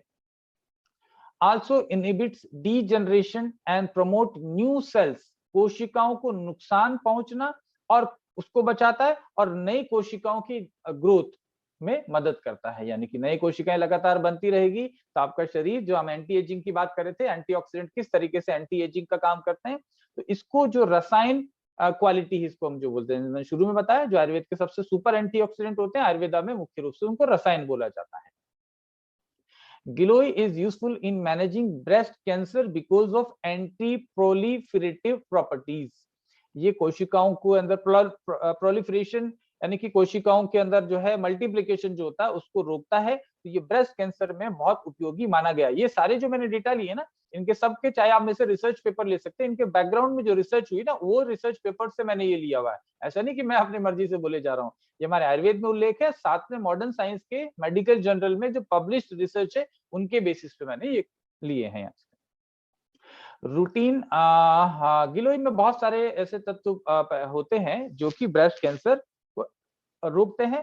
तो आप किसी को गिलोय किसी भी रूप में ले रहे हैं तो फ्यूचर में आने वाले कैंसर से भी आप बच सकते हैं। कुल मिला के मैं कहना चाहता हूँ, आयुर्वेदिक व्यू गिलोय के बारे में और क्या कहता है, giloy might reduce the risk of cancer by balancing vata pitta and कफ। गिलोय वात पित्त कफ को बैलेंस करता है, controlling the growth and spread of cancer cell and also prevent the cell damage due to rasayana property. जैसे हमने बात करा, इसी तरीके से ये कोलेस्ट्रॉल को कम करता है। गाउट जो प्रॉब्लम है वो एक वात रोग है जो कि आर्थराइटिस का कारण है, उसको भी ये रोकता है। रूमेटॉइड आर्थराइटिस, इसको भी जो है गिलोय रोकता है। हमारे बहुत सारे प्रोडक्ट में गिलोय है, इसीलिए हमने गिलोय का ज्यादातर प्रोडक्ट में यूज करा है। सप्रेस्ड है आर्थराइटिक इन्फ्लेमेशन, जैसे मैंने कहा कि सूजन कम करने का काम करता है, तो डेफिनेटली सूजन कम होगी तो दर्द कम होगा, तो आपका जो गठिया है, जोड़ों का दर्द है, उसमें फायदा करेगा ये। डायरिया जैसी बीमारी के लिए गिलोय बहुत ज्यादा यूजफुल है। जिनको अभी किसी का सवाल आया था मुझे कि सर मुझे हमारे डॉक्टर नेचर के किसी एसोसिएट का कि साहब मुझे लूज मोशन हो रहे हैं, राइट, तो लूज मोशन वाली प्रक्रिया में भी अगर आप गिलोय पहले से यूज कर रहे हैं तो ऐसी प्रॉब्लम होगी नहीं, क्योंकि आपकी आंतों की सेहत बहुत अच्छी रहेगी, क्योंकि ये पाचन का काम करता है, डाइजेस्टिव प्रॉपर्टीज इसमें है, और साथ में आपकी हाइपर एसिडिटी को भी कम करता है। हमारा एसिड निवृत्ति प्रोडक्ट उसमें भी हम इस्तेमाल करते हैं, और बहुत सारे कॉम्बिनेशन में प्रोडक्ट बनाए जाते हैं, लेकिन गिलोय को किस लिए इन चीजों के साथ में लिया जाता है, उनके कारण मैं आपको बताने की कोशिश कर रहा हूँ। Giloy juice acts as a stress reliever. कोई आपके साथ डॉक्टर नेचर में ज्वाइन कर रहा है कि नहीं कर रहा है, उसको आप गिलोय का जूस जरूर दे दीजिएगा या इम्यून प्लस दे दीजिएगा, ताकि वो जिस भी कंपनी में काम कर रहा है वहां उसको धन लाभ ना हो, तो स्ट्रेस ना हो। एंटीऑक्सीडेंट जो तत्व हैं वो स्ट्रेस को कम करने का बहुत जबरदस्त काम करते हैं। अडॉप्टोजेनिक प्रॉपर्टीज है। अडॉप्टोजेनिक का मतलब क्या होता है, आप अडॉप्ट कर पाते हैं किसी भी, जैसे सर्दी है, सर्दी से अचानक आप गर्मी में गए, या गर्मी में एकदम से आप सर्दी में चले गए, मौसम चेंज हुआ, इस समय जो है जब आपकी बॉडी को अडॉप्ट करने की जरूरत पड़ती है, उस समय गिलोय बहुत ज्यादा काम करता है। आप अच्छे से आराम से बैठे हैं, सडनली कोई टेंशन वाली चीज हो गई आपकी लाइफ के अंदर, तो स्ट्रेस बढ़ेगा। ऐसी कंडीशन में जो स्ट्रेस हार्मोन्स है, इनको रेगुलेट करने के लिए गिलोय काफी अच्छा काम करता है, इसलिए अडॉप्टोजेनिक भी इसको बोलते हैं। It works by suppressing over activation of sympathetic nervous system and reduces the mental stress, right. तो गुरुची जो है इस तरीके से आपके स्ट्रेस को कम करता है, साथ ही वात को ये कम करता है, बैलेंस करता है, जैसे वात पित्त कफ को बैलेंस करने वाली सर्व रोग हरता भी इसको बोलते हैं, इसी वजह से, क्योंकि ये त्रिदोष नाशक जड़ी बूटी है। अस्थमा और कफ इसके लिए जबरदस्त काम करता है। अस्थमा और क्रॉनिक कफ के लिए हमारा जैसे वासामृत है, हमारा जैसे इम्यून प्लस है, इन सब चीजों के अंदर गिलोय का इस्तेमाल किया गया है, ताकि आपके लंग्स के स्वास्थ्य को, आपके फेफड़ों के स्वास्थ्य को अच्छा कर सके, क्योंकि गिलोय जो है एंटी अस्थमेटिक है, एंटी इंफ्लेमेटरी है, आपके फेफड़ों में जो सूजन हो जाती है उसको कम करता है टिश्यूज में। जो इन्फ्लेमेशन सूजन हो जाती है वो आपके एयर पैसेज, आपकी नाक को जो है वो सांस लेने की प्रक्रिया उसको डिस्टर्ब कर देते हैं, इसलिए इसको गिलोय को उपयोग करना चाहिए। Giloy extract also controls the mucus hyper secretion. आपका जो म्यूकस है मतलब लगातार नाक से पानी आना, इन सब समस्याओं को जो है दूर करता है। तो लॉन्ग टर्म इस्तेमाल करने से आपको अस्थमा या कफ या नेजल एलर्जी जो है, किसी को साइनस है, डस्ट एलर्जी है, वो प्रॉब्लम नहीं आती है।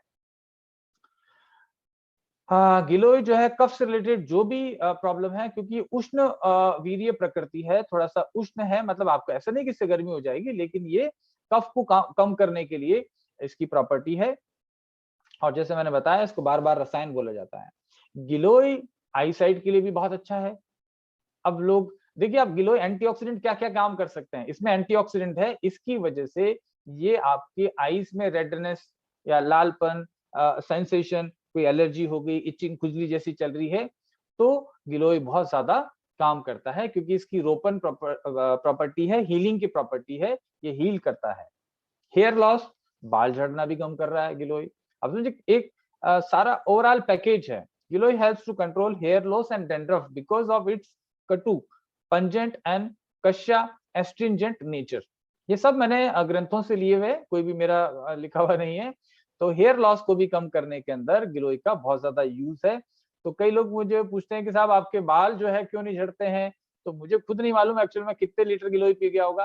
तो नॉर्मली अगर आप गिलोय का सेवन किसी भी रूप में करते हैं, चाहे कोई भी प्रोडक्ट करते हैं, गिलोय बॉडी में जाता है, तो आपको इन सब चीजों से रक्षा करता है। वुंड्स, जैसे मैंने बताया कि डायबिटीज वाले लोगों को बहुत सारे घाव जो है जल्दी नहीं भरते, तो गिलोय में ये प्रॉपर्टी है कि घाव भरने की क्षमता रखता है। कोई कट हो गया, किसी भी तरीके का घाव है, तो ये भरने का काम करता है। वेट लॉस, वजन कम करने में भी गिलोय बहुत ही महत्वपूर्ण है। 3 से 4 महीने लगातार अगर गिलोय का सेवन किया जाए, तो ये वजन कम करने में बहुत सहायक होता है। बिकॉज ये क्या करता है कि आपका जो डाइजेस्टिव सिस्टम है जो वीक हो गया, जो फायर अग्नि अंदर जो जल रही है, जो खाने को पचाने का जो सिस्टम है वो वीक हो गया है, उस सिस्टम को ये स्ट्रॉन्ग करता है। आयुर्वेद क्या कहता है कि ये आपका जो टॉक्सिन, जिसको मैंने शुरू में बोला था, आम का जो है इसको टॉक्सिन बोला जाता है। तो ये क्या करता है कि आपके शरीर में जो आम यानी कि टॉक्सिन जो इकट्ठा होते हैं, उनको बाहर निकालता है। ये आपके मेदु धातु, मोटापे को मेदु रोग भी बोलते हैं आयुर्वेद में ना, मेद रोग। तो ये आपके मेद धातु का जो है उसका इकट्ठा होना उसको कम करता है। उसके रिजल्ट ये होता है कि आपका मोटापा कम हो जाता है। हाई ब्लड प्रेशर के लिए भी गिलोय बहुत अच्छा काम करता है। इम्यूनिटी की तो हम बात कर ही चुके हैं, क्योंकि ये रसायन है।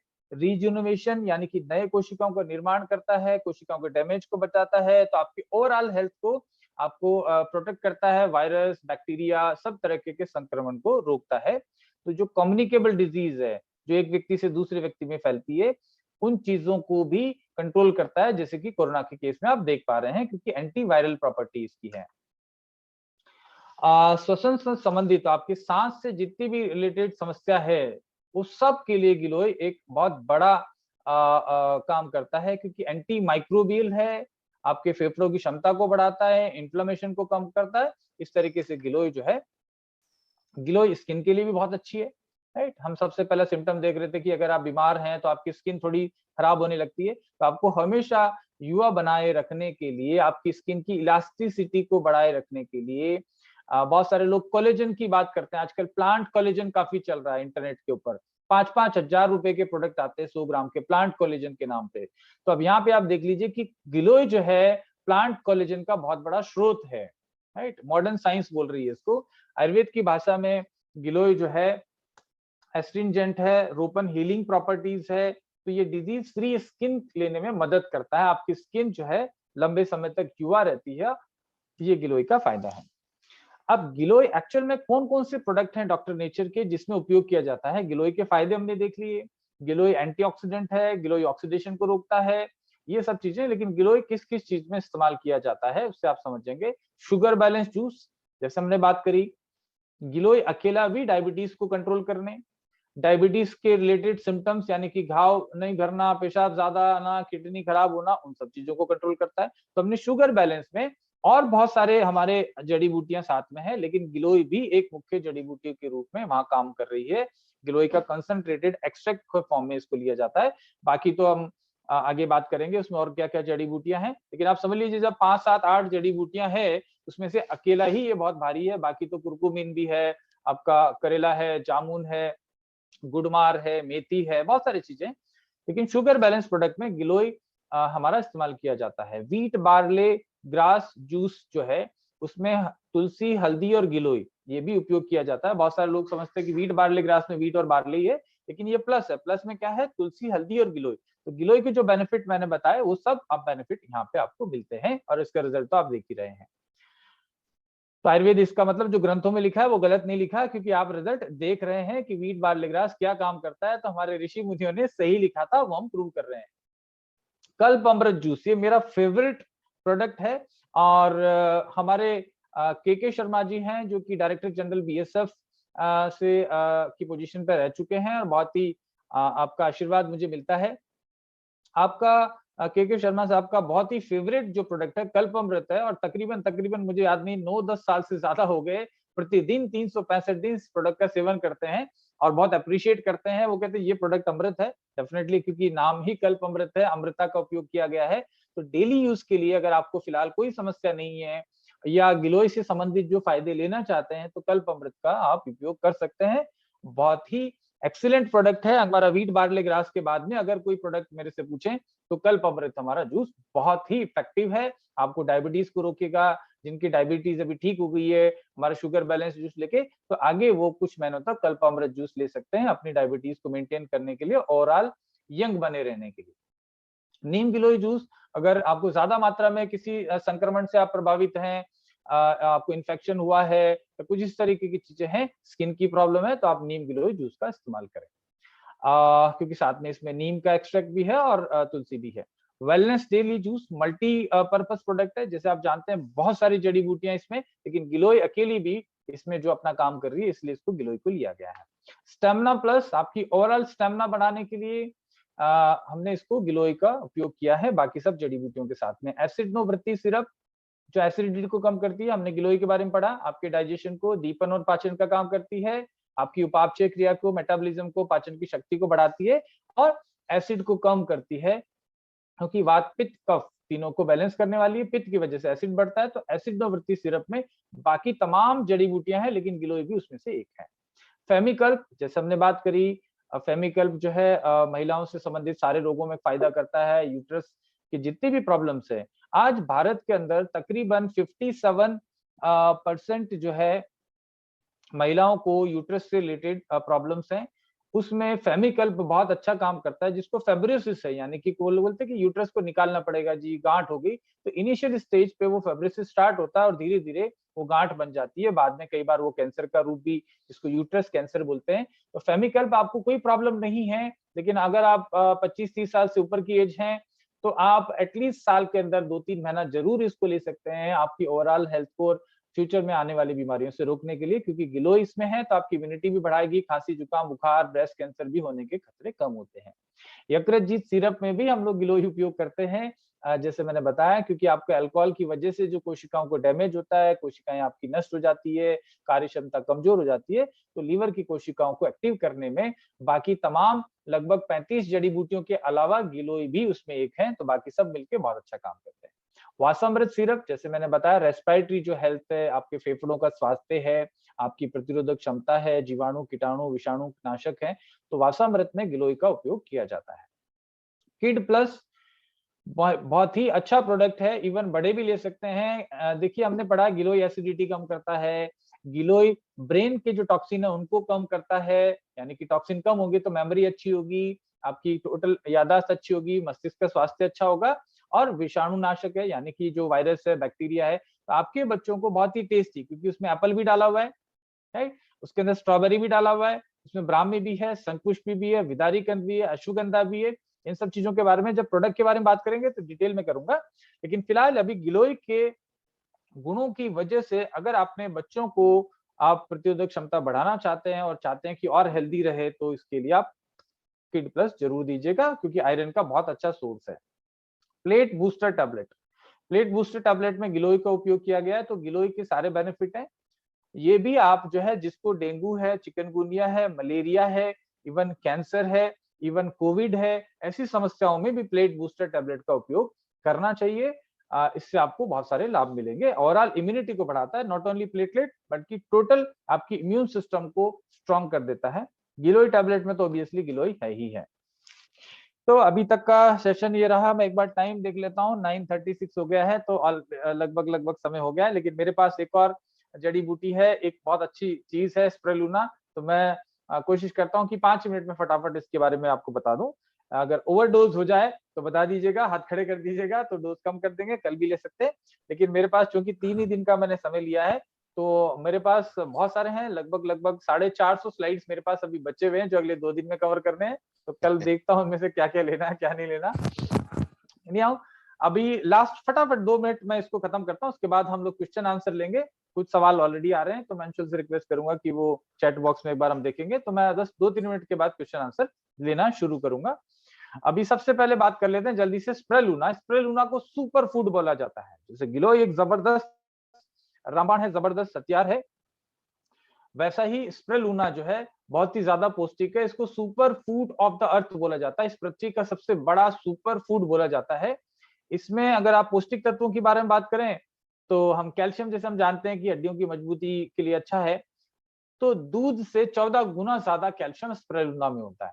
आप समझिए कि गरीब से गरीब व्यक्ति जो है, उसको अगर अच्छा क्वालिटी का दूध नहीं मिल रहा है, लेकिन एक कैप्सूल स्प्रेलुना का लेता है, तो 14 गुना जो है कैल्शियम उसको मिल जाता है। बनाना में, केले में हम जानते हैं पोटेशियम काफी अच्छी मात्रा में होता है, और पोटेशियम आपकी हार्ट की हेल्थ के लिए भी अच्छा है।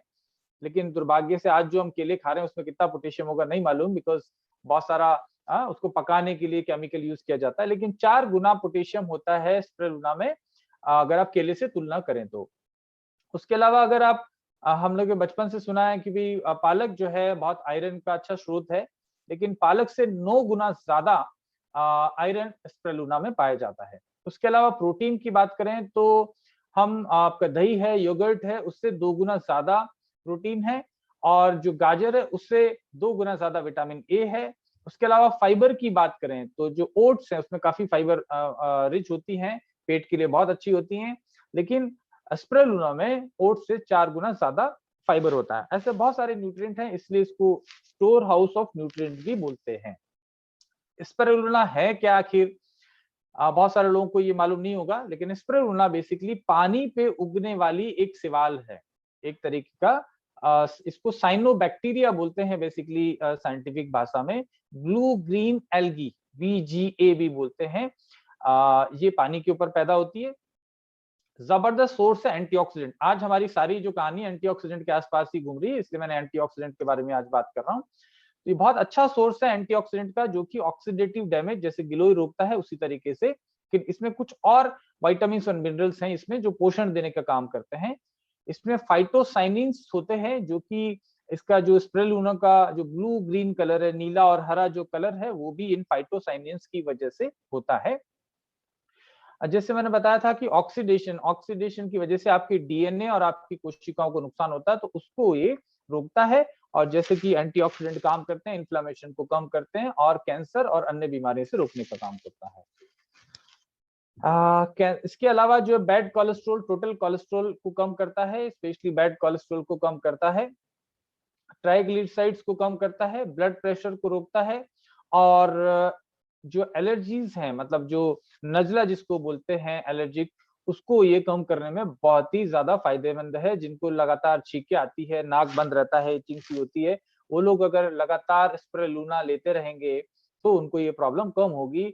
और आपको, चूंकि जैसे मैंने बताया कि पालक है, दही है, दूध है, गाजर है, रागी है, ये सब हम सामान्य तौर पे खाते हैं, इनकी कोई दवाई नहीं है। उसी तरीके से स्प्रेलुना भी एक पानी पे उगने वाला एक तरीके से पौधा मान लीजिए, राइट। तो ये कोई दवाई नहीं है, ये आप सामान्य भोजन के रूप में 365 दिन खा सकते हैं, क्योंकि इसमें कोई केमिकल नहीं है, ऑर्गेनिकली ग्रोन है जो हम यूज करते हैं। एलर्जी की समस्या बहुत लोगों को है, बहुत सारे क्वेश्चंस आते हैं जब हमारा कंसल्टेशन के लिए लोग मैसेज करते हैं कि इसको ये एलर्जी है, वो एलर्जी है, तो उसमें स्प्रेलुना बहुत अच्छा काम करता है। लेकिन ये क्या है, 2-3 महीने खाने से आपकी एलर्जी को कंप्लीटली रोक सकता है, तो आप बिना प्रॉब्लम भी खा सकते हैं। और दूसरी चीज, अस्थमा एनीमिया का प्रॉब्लम, जैसे इसमें आयरन की मात्रा बहुत ज्यादा है, जिनको खून की कमी है, स्पेशली महिलाएं प्रेगनेंसी के ड्यूरेशन में स्प्रेलुना का सेवन कर सकती है। बहुत हाई प्रोटीन है।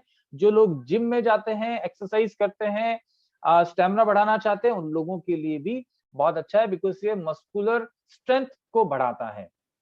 उसके अलावा ये हाई शुगर लेवल को कंट्रोल करता है, यानी कि सारे प्रोडक्ट जो है आपके लिए इफेक्टिव हैं। रक्त शर्करा जैसे शुगर को कम करता है, टाइप 2 डायबिटीज में बहुत फायदेमंद है, साथ ही साथ कोलेस्ट्रॉल के लेवल को कम करता है।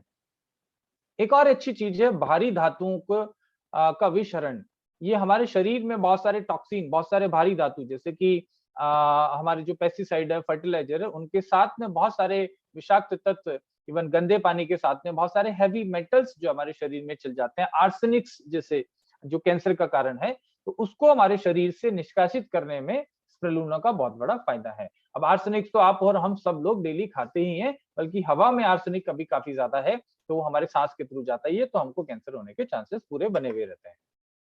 ब्लड प्रेशर को कम करता है, कोलेस्ट्रॉल को कम करता है, लीवर की बीमारी को कम करता है।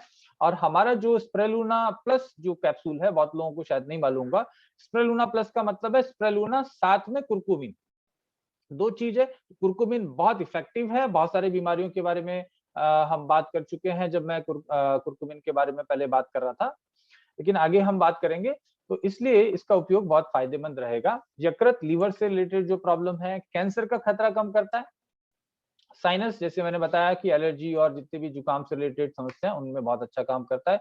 वजन घटाना जो चाहते हैं, वो साथ में स्लिम एंड फिट जूस के साथ में, अगर उनका वेट बढ़ा हुआ है, क्योंकि प्रोटीन ज्यादा जाएगा तो क्या होगा कि आपका मसल स्ट्रेंथ बढ़ेगा, यानी कि थुलथुलापन कम होगा। जैसे आप देखते हैं कुछ लोग, जैसे ऋतिक रोशन है, 90 किलो का व्यक्ति है, लेकिन वो बहुत पतला नजर आता है। वजन तो 90 किलो है, लेकिन वो शरीर में चर्बी कम है और मांसपेशियां ज्यादा है, तो उसको लीन मसल मास भी बोलते हैं, कॉम्पैक्ट उसको बोलते हैं। वो करने में ये बहुत सहायक होता है। तो डॉक्टर नेचर का स्प्रेलुना जो किस किस में है, तो स्प्रेलुना प्लस टैबलेट उसमें तो है ही है, साथ में क्लोरोफिल डेली ग्रीन टैबलेट में स्प्रेलुना है। क्लोरोफिल डेली ग्रीन में आपका व्हीट ग्रास है, साथ में मोरिंगा है और स्प्रेलुना है। इस तरीके से हमारे आज की जो चर्चा यही हम लोग करते हैं।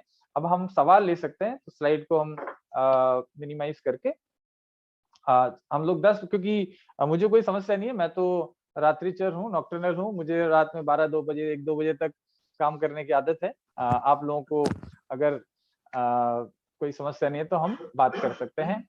अच्छा, भाई साहब पूछ रहे आप हैं लोग हैंड कान रेज बहने की करेंगे दवा। जो हाँ जी, क्वेश्चन। कुछ सवाल यस, आ रहे हैं। Yes sir. तो इन्होंने लिखा है बहुत सुंदर। देखिए क्या है कि जितनी भी बीमारियां हैं, जैसे कान बहने की है, तो कान बहने के लिए तो हमें कुछ ना कुछ उसमें ड्रॉप डालनी पड़ेगी अगर समस्या है तो। बाकी अगर इम्यून प्लस कोई व्यक्ति ले रहा है, राइट, तो उसको ये समस्या और साथ में दिया जा सकता है इम्यून प्लस ड्रॉप। ये दो प्रोडक्ट जो है ऑरली खाने के लिए दें, और साथ में हमारे डॉक्टर पंकज से कंसल्ट करके और कुछ कान में डालने की दवा भी डाल सकते हैं। घुटनों में काफी दर्द होता है, हमारे डॉक्टर नेचर के पुराने लोग तो सारे एक्सपर्ट हैं, घुटनों की दर्द की दवा 1 सेकंड में बता देंगे। पीढ़ास सिरप है, पीढ़ास कैप्सूल है, कैल्शियम विटामिन D3 है, वो आप दीजिए। जोड़ों का दर्द, साथ में मालिश के लिए हमारे पास तेल है। शुगर क्या जड़ से खत्म हो सकती है? बिल्कुल खत्म हो गई, कईयों को खत्म हो गई। सवाल पूछ रहे हैं क्या जड़ से खत्म हो सकती है? तो हमने सबसे पहले ही बात करी कि आयुर्वेद जो है हमारा जो हेल्थ का जो वृक्ष है, वट वृक्ष, उसकी सबसे जो जड़ें हैं वो आयुर्वेद है। तो आयुर्वेद किसी भी चीज की जड़ को जो है वो खत्म कर सकता है। रेगुलर लेना पड़ेगा, लाइफस्टाइल के चेंजेस करने पड़ेंगे, और एक बार जब ठीक हो जाती है, यानी कि धीरे धीरे आपकी दवाइयां एकदम से बंद नहीं करेंगे अगर चल रही होगी तो धीरे धीरे बंद करते हुए, और फिर आपको जो है जिसको मेंटेनेंस डाइट है, मेंटेनेंस वाले जो प्रोडक्ट है उनके ऊपर हम लेके आएंगे। जैसे मैंने बताया, शुगर बैलेंस, एक बार डायबिटीज खत्म करेंगे, बाद में कल्पामृत और इम्यून प्लस पे रखेंगे, और धीरे धीरे धीरे उसको कम कर देंगे। और अब चाहें, किसी को चाहता है कि हमेशा हेल्थी रहे, तो 10-20 रुपया, जैसे मैंने बताया कि 20 से 30 रुपया प्रतिदिन का खर्चा करते रहो। वैसे भी तो खाना खाते हैं ना भाई, पालक में आपको सबको पता नहीं कौन से नाले का पालक लेके आया है, तो कम से कम इधर इम्यून प्लस खा लो। ये तो मालूम है, आप फैक्ट्री देख चुके हैं, खेत देख चुके हैं, सारी चीजें बिल्कुल सात्विक तरीके से हो रही है, तो ये फायदा करेगा। गिलोय साल में कितना पीना चाहिए? देखिए, मैं तो कम से कम साल का लगभग 100 लीटर पीता हूँ, राइट। बाकी आप अपने इच्छा अनुसार पी सकते हैं। रोज का 30 ml के आसपास पिया जा सकता है और पूरी साल पिया जा सकता है। बाकी नॉर्मल वही सवाल जनरली चल रहे हैं। हर्निया में कौन सा प्रोडक्ट देना है, तो फ्रेशो टैबलेट देना है, साथ में उदर निरोगी चूर्ण देना है और साथ में हमारा जो है व्हीट बार्ले ग्रास देना है, तो ये चीजें उसमें फायदे करेगी। लेग में पाँव में दर्द होता है, पाँव में दर्द के लिए जो है नस में जो खिंचाव है, उसके लिए हमारा अगेन वही जो जोड़ों का दर्द वाला प्रोग्राम है वो देना है, हमारा पूरा सेट जो पीडान सिरप है, पीडान कैप्सूल है, तेल है और साथ में आप इनको क्योंकि नसों में प्रॉब्लम है तो हेल्दी हार्ट जूस इनको आप दीजिए। हाथ के प्रॉब्लम में कौन सा प्रोडक्ट लेना है, वही हाथों के लिए तो जबरदस्त हमारा जो है व्हीट बार्ले ग्रास है क्योंकि उसमें गिलोय है। मैंने गिलोय के बारे में बताया कि पाचन और दीपन का काम करता है यानी कि डाइजेस्टिव सिस्टम को। दमा में हमने बात करी थी अभी हम दमा में क्या करना चाहिए, दमा के लिए हमारे सबसे अच्छी जो चीज है वो हमारा गिलोय है। तो गिलोय जिस भी प्रोडक्ट में कोई सा भी आप प्रोडक्ट ले लें डेफिनेटली फायदा करेगा। वैसे इम्यून प्लस हमारा बहुत अच्छा रहेगा दमा में और साथ में वासामृत आप लेंगे और एक स्क्रेलूना प्लस टैबलेट ले लेंगे तो बहुत अच्छा होगा। हाँ, हाइपर एसिडिटी, एसिड रिफ्लेक्स में क्या देना चाहिए? एसिड नो वृत्ति सिरप है डॉक्टर नेचर का और उदर अमृत प्रोडक्ट है और व्हीट बार्ले ग्रास। क्या आयुर्वेदा से कैंसर को परमानेंट ठीक किया जा सकता है? पहले तो आयुर्वेदा कहता है कि कैंसर करो ही मत, कैंसर को होने ही मत दो, तो एंटीऑक्सीडेंट रिच जो गिलोय जिस भी प्रोडक्ट में है वो लेते रहें, लाइफ लॉन्ग लेते रहें, तो हमेशा स्वस्थ रहेंगे। अगर हो गया है तो तो हम आपको आयुर्वेदा के थ्रू धीरे-धीरे उसको कंट्रोल करेंगे। एलोपैथी में आपके पास कीमोथेरेपी और इनके अलावा कोई ऑप्शन नहीं है। हमारे पास बहुत सारे पेशेंट हैं जो ठीक हुए, तो आप उसके लिए consultation patient to patient vary करेगा, क्या स्टेज है, किस तरीके का, तो आप हमारा डॉक्टर कंसल्टेशन नंबर है ये। डॉक्टर पंकज बहुत अच्छी सेवाएं दे रहे हैं आप सब लोगों को, तो उनसे आप मदद ले सकते हैं। बोलने की आदत हो तो कैसे ठीक करें? भूलने की, अच्छा मैं सोचा बोलने की आदत है मैंने कहा बोलने की आदत तो ठीक मत करो भैया, डॉक्टर नेचर में ज़रूरी है। भूलने की आदत है तो मैंने अभी बताया गिलोय बहुत अच्छा काम करती है, तो आप इम्यून प्लस जूस लीजिए, साथ में टर्मरिक ड्रिंक मिक्स लीजिए, स्प्रेलुना प्लस लीजिए और विटामिन बी 12 लीजिए। किड प्लस को 8 महीने के बच्चे को दे सकते हैं क्या? जनरली 8 महीने के बच्चे को नहीं देना चाहिए। आप 2-3 साल से बड़े बच्चे को दीजिए और अगर कुछ प्रॉब्लम है, जुकाम है, खाँसी है, बुखार है, कुछ इस तरीके की समस्या है, तो आप दिन के अंदर मात्र जो है 4-5 बूंद आप दे सकते हैं। नुकसान कुछ भी नहीं है, नुकसान 1% भी नहीं है, 1 दिन के बच्चे को भी नुकसान नहीं होगा क्योंकि 1 दिन के बच्चे को भी बुखार होती है, तो क्रोसिन सिरप दे दी जाती है, उससे तो बहुत ज़्यादा सेफ है। आप दे सकते हैं, लेकिन अगर मात्रा को जो है 4-5 बूंदों तक सीमित रखें। टीबी का कोर्स खत्म होने के बाद दोबारा टीबी होना, डेफिनिटली गिलोय से संबंधित जो प्रोडक्ट है इम्यून प्लस बहुत अच्छा है टीबी से रिलेटेड जो प्रॉब्लम्स है उसके लिए। और वो डॉक्टर कंसल्टेशन का नंबर कोई पूछ रहे हैं, तो डॉक्टर कंसल्टेशन का नंबर हम आपको दे देते हैं, आप लिख लीजिए। सर सबको दिए हुए 8 हैं, सबके पास हाँ, हाँ, मैसेज फिर भी भी है। इन्होंने सवाल पूछा है तो एक बार सबको लिखा देते हैं, कोई दिक्कत नहीं। 830 699 8716 ये हमारा डॉक्टर कंसल्टेशन का नंबर है, इस पे आप संपर्क कर सकते हैं। हेयर फॉल को कम कैसे करना है? हेयर फॉल को कम करने के लिए हमारा एलोवेरा हेयर ऑयल लगाना है, साथ में व्हीट बार्ले ग्रास जूस पीना है, विटामिन बी 12 साथ में लेना चाहिए, तो आपको हेयर फॉल का प्रॉब्लम कम होगा। बदल-बदल के पीते रहिए, साथ में अगले महीने से फिर आप जो है आंवला जूस पी लीजिए, अगले महीने आंवला जूस को बंद करके aloe vera fruit and herbs P लीजिए। लगातार 6-7 महीने पीने से आपका हेयर ग्रोथ अच्छा होगा। हाँ, स्पिरुलिना टैबलेट खाना खाने के बाद लेने हैं। आप ये खाना ही है ये खुद भी, तो आप खाना खाने के बाद आप लेंगे, खाना खाने के जस्ट थोड़ी देर बाद ले लेंगे तो खाने के साथ पच जाएगा। तो नॉर्मल वही सवाल है, कई सवाल रिपीट हो रहे हैं।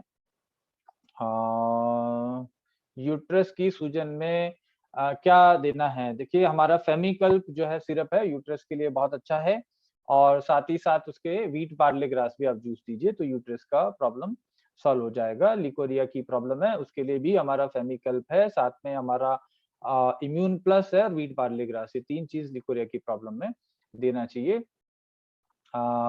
लो बीपी में क्या देना चाहिए? लो बीपी में भी आप इनको जो है मोरिंगा एंटीऑक्सीडेंट जूस और टर्मरिक ड्रिंक मिक्स, ये 2 प्रोडक्ट देना चाहिए। सर दही दही हाँ, तो 10 साल के बच्चे को किड प्लस दे सकते हैं। जब मैं कह रहा हूँ 8 महीने के बच्चे को दे सकते हैं, तो 10 साल के बच्चे को तो किड प्लस दे ही सकते हैं। आपने शायद सवाल पे ध्यान नहीं दिया। 5 साल बच्चे को शुगर है, क्या देना चाहिए? डेफिनिटली शुगर बैलेंस जूस देना चाहिए 5 साल के बच्चे को, कोई प्रॉब्लम नहीं है। क्योंकि 5 साल के बच्चे को डायबिटीज हो रही है तो टाइप 1 होगी, तो डॉक्टर कंसल्टेशन नंबर पे कल आप 4:30 बजे कॉल करें, सीधे डॉक्टर पंकज जी से बात करके फिर आप दीजिएगा। खर्राटे बहुत ज्यादा आते हैं भैया, सो कम। ठीक है। काम ज्यादा करो, थक तो जो है ऑटोमेटिकली खर्राटे कम आएंगे। और वैसे आप वासामृत आप लगातार लीजिए और हेल्दी हार्ट लीजिए। एक्चुअल में हेल्दी हार्ट जो जूस है वो आपको काफी इफेक्टिव रहेगा, खर्राटे काफी लोगों को कम हुए। साथ में आपको देसी गाय का जो घी है वो मिल जाए तो आप वो दोनों नाकों में 2-2 बूंद डालिए तो खर्राटे उससे कम होंगे।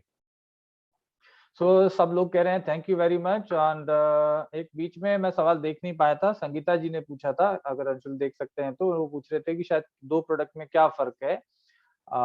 तो इम्यून प्लस अगर कल्पामृत दोनों में फर्क अगर पूछ रहे होंगे तो इम्यून प्लस जो है ज्यादा स्ट्रॉन्ग वर्जन है, ज्यादा न्यूट्रिएंट है, वो हीमोग्लोबिन को भी बढ़ाता है और इम्यूनिटी के लिए इंस्टेंट काम करता है क्योंकि कंसंट्रेशन ज्यादा है वहां पे।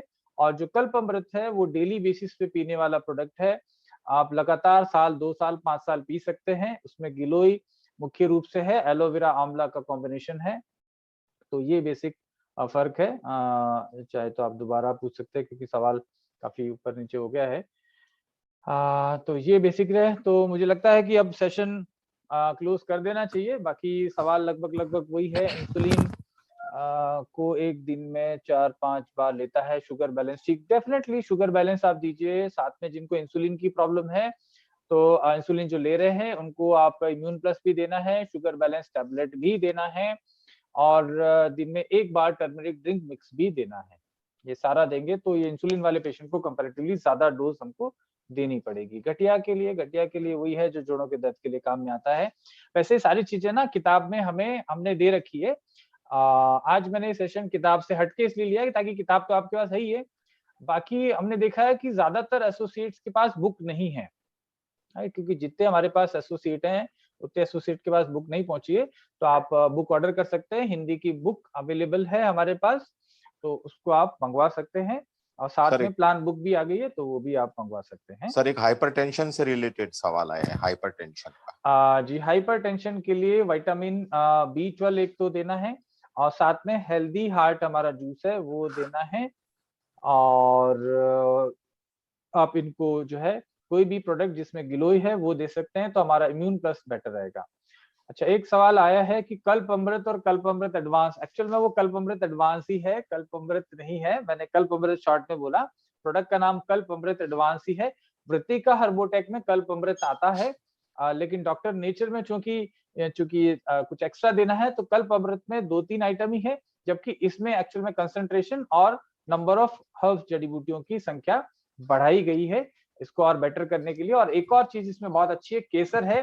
तो सर्दियों में नॉर्मल हेल्थ को अपना अच्छा करने के लिए अगर आप आंवला के शौकीन हैं तो आंवले की जगह कल्पामृत सर्दी में ज्यादा बेटर रहेगा, क्योंकि आपको इसके साथ में एलोवेरा भी मिल रहा है क्योंकि सर्दी में थोड़ा कॉन्स्टिपेशन का प्रॉब्लम बढ़ता है। तो एलोवेरा आंवला अकेला जूस पीने के बजाय अगर आपको और बेटर रिजल्ट चाहिए तो आप कल्पामृत ले सकते हैं क्योंकि ज्यादा इफेक्टिव रहेगा और केसर शरीर में थोड़ी गर्माहट भी देगा आपको।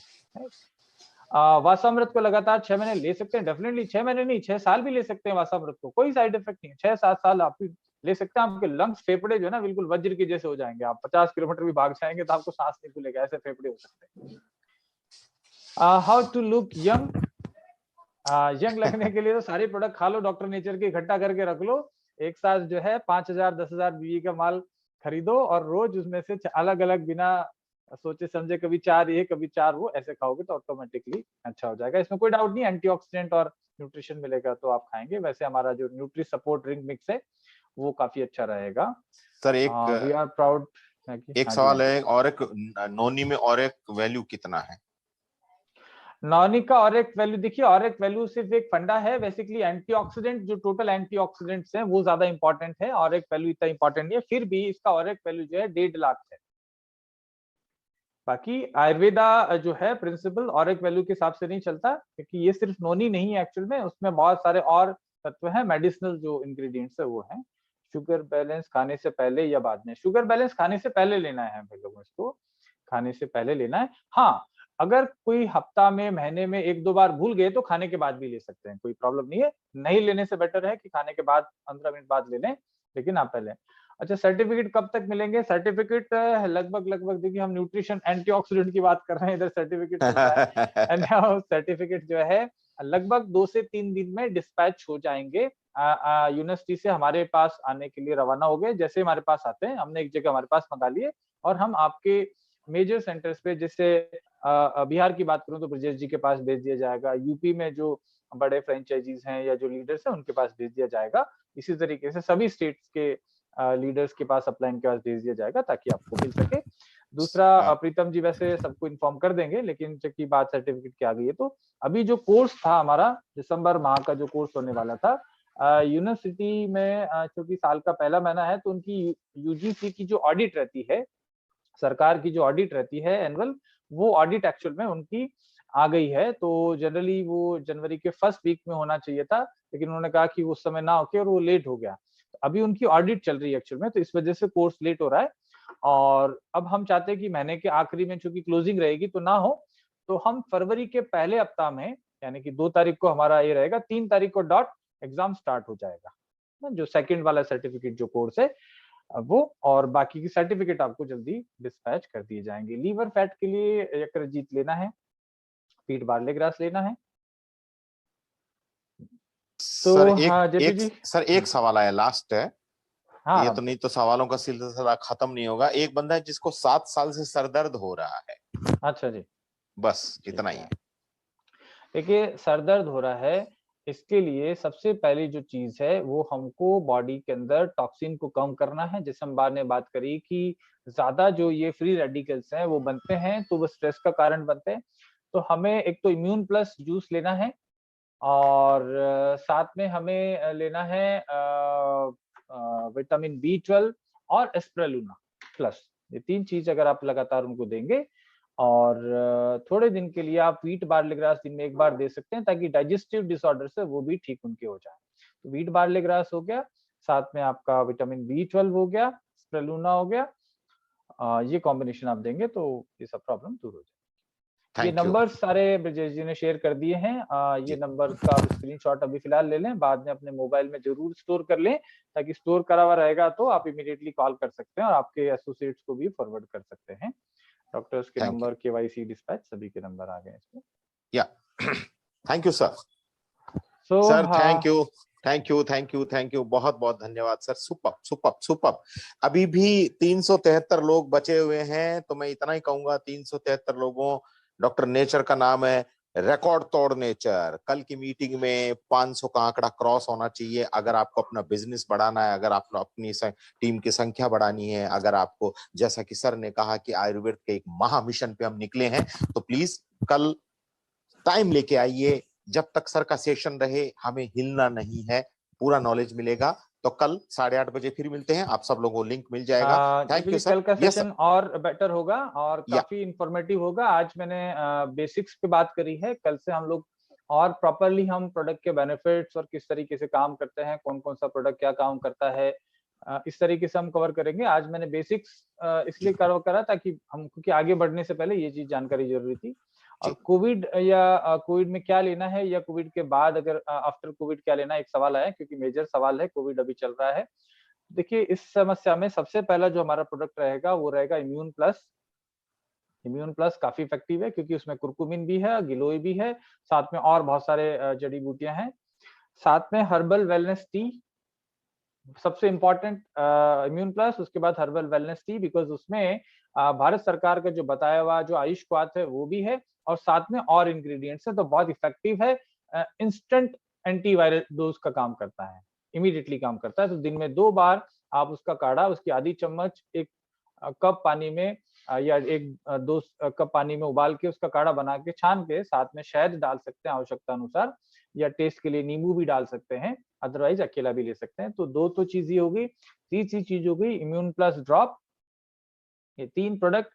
और चौथा प्रोडक्ट आप उनको दे सकते हैं हमारा विटामिन बी 12, क्योंकि उसमें बी 12 बी 6 और कंप्लीट मल्टीविटामिन है, अश्वगंधा भी है, जिनसेंग भी है, जिंकोबा बिलोबा भी है, तो ओवरऑल इम्यूनिटी को बढ़ाएगा। ये प्रोडक्ट दे रहे हैं, कोई घबराने की बात नहीं है, बिल्कुल क्लियर हो जाएगा। हाँ, एक प्रोडक्ट वासामृत, अगर कंजेशन है, काशी है, कफ का प्रॉब्लम लग रहा है, तो वासामृत दिन में, जिनको कोविड है उनको 50-50 ml दिन में 2 बार, यानी कि 100 ml पर डे लगातार 7 दिन तक लेना है, उसके बाद उसको बंद कर सकते हैं। तो थैंक यू वेरी मच। बहुत बहुत धन्यवाद आप सब लोगों का। कल से फिर मिलते हैं। So good night.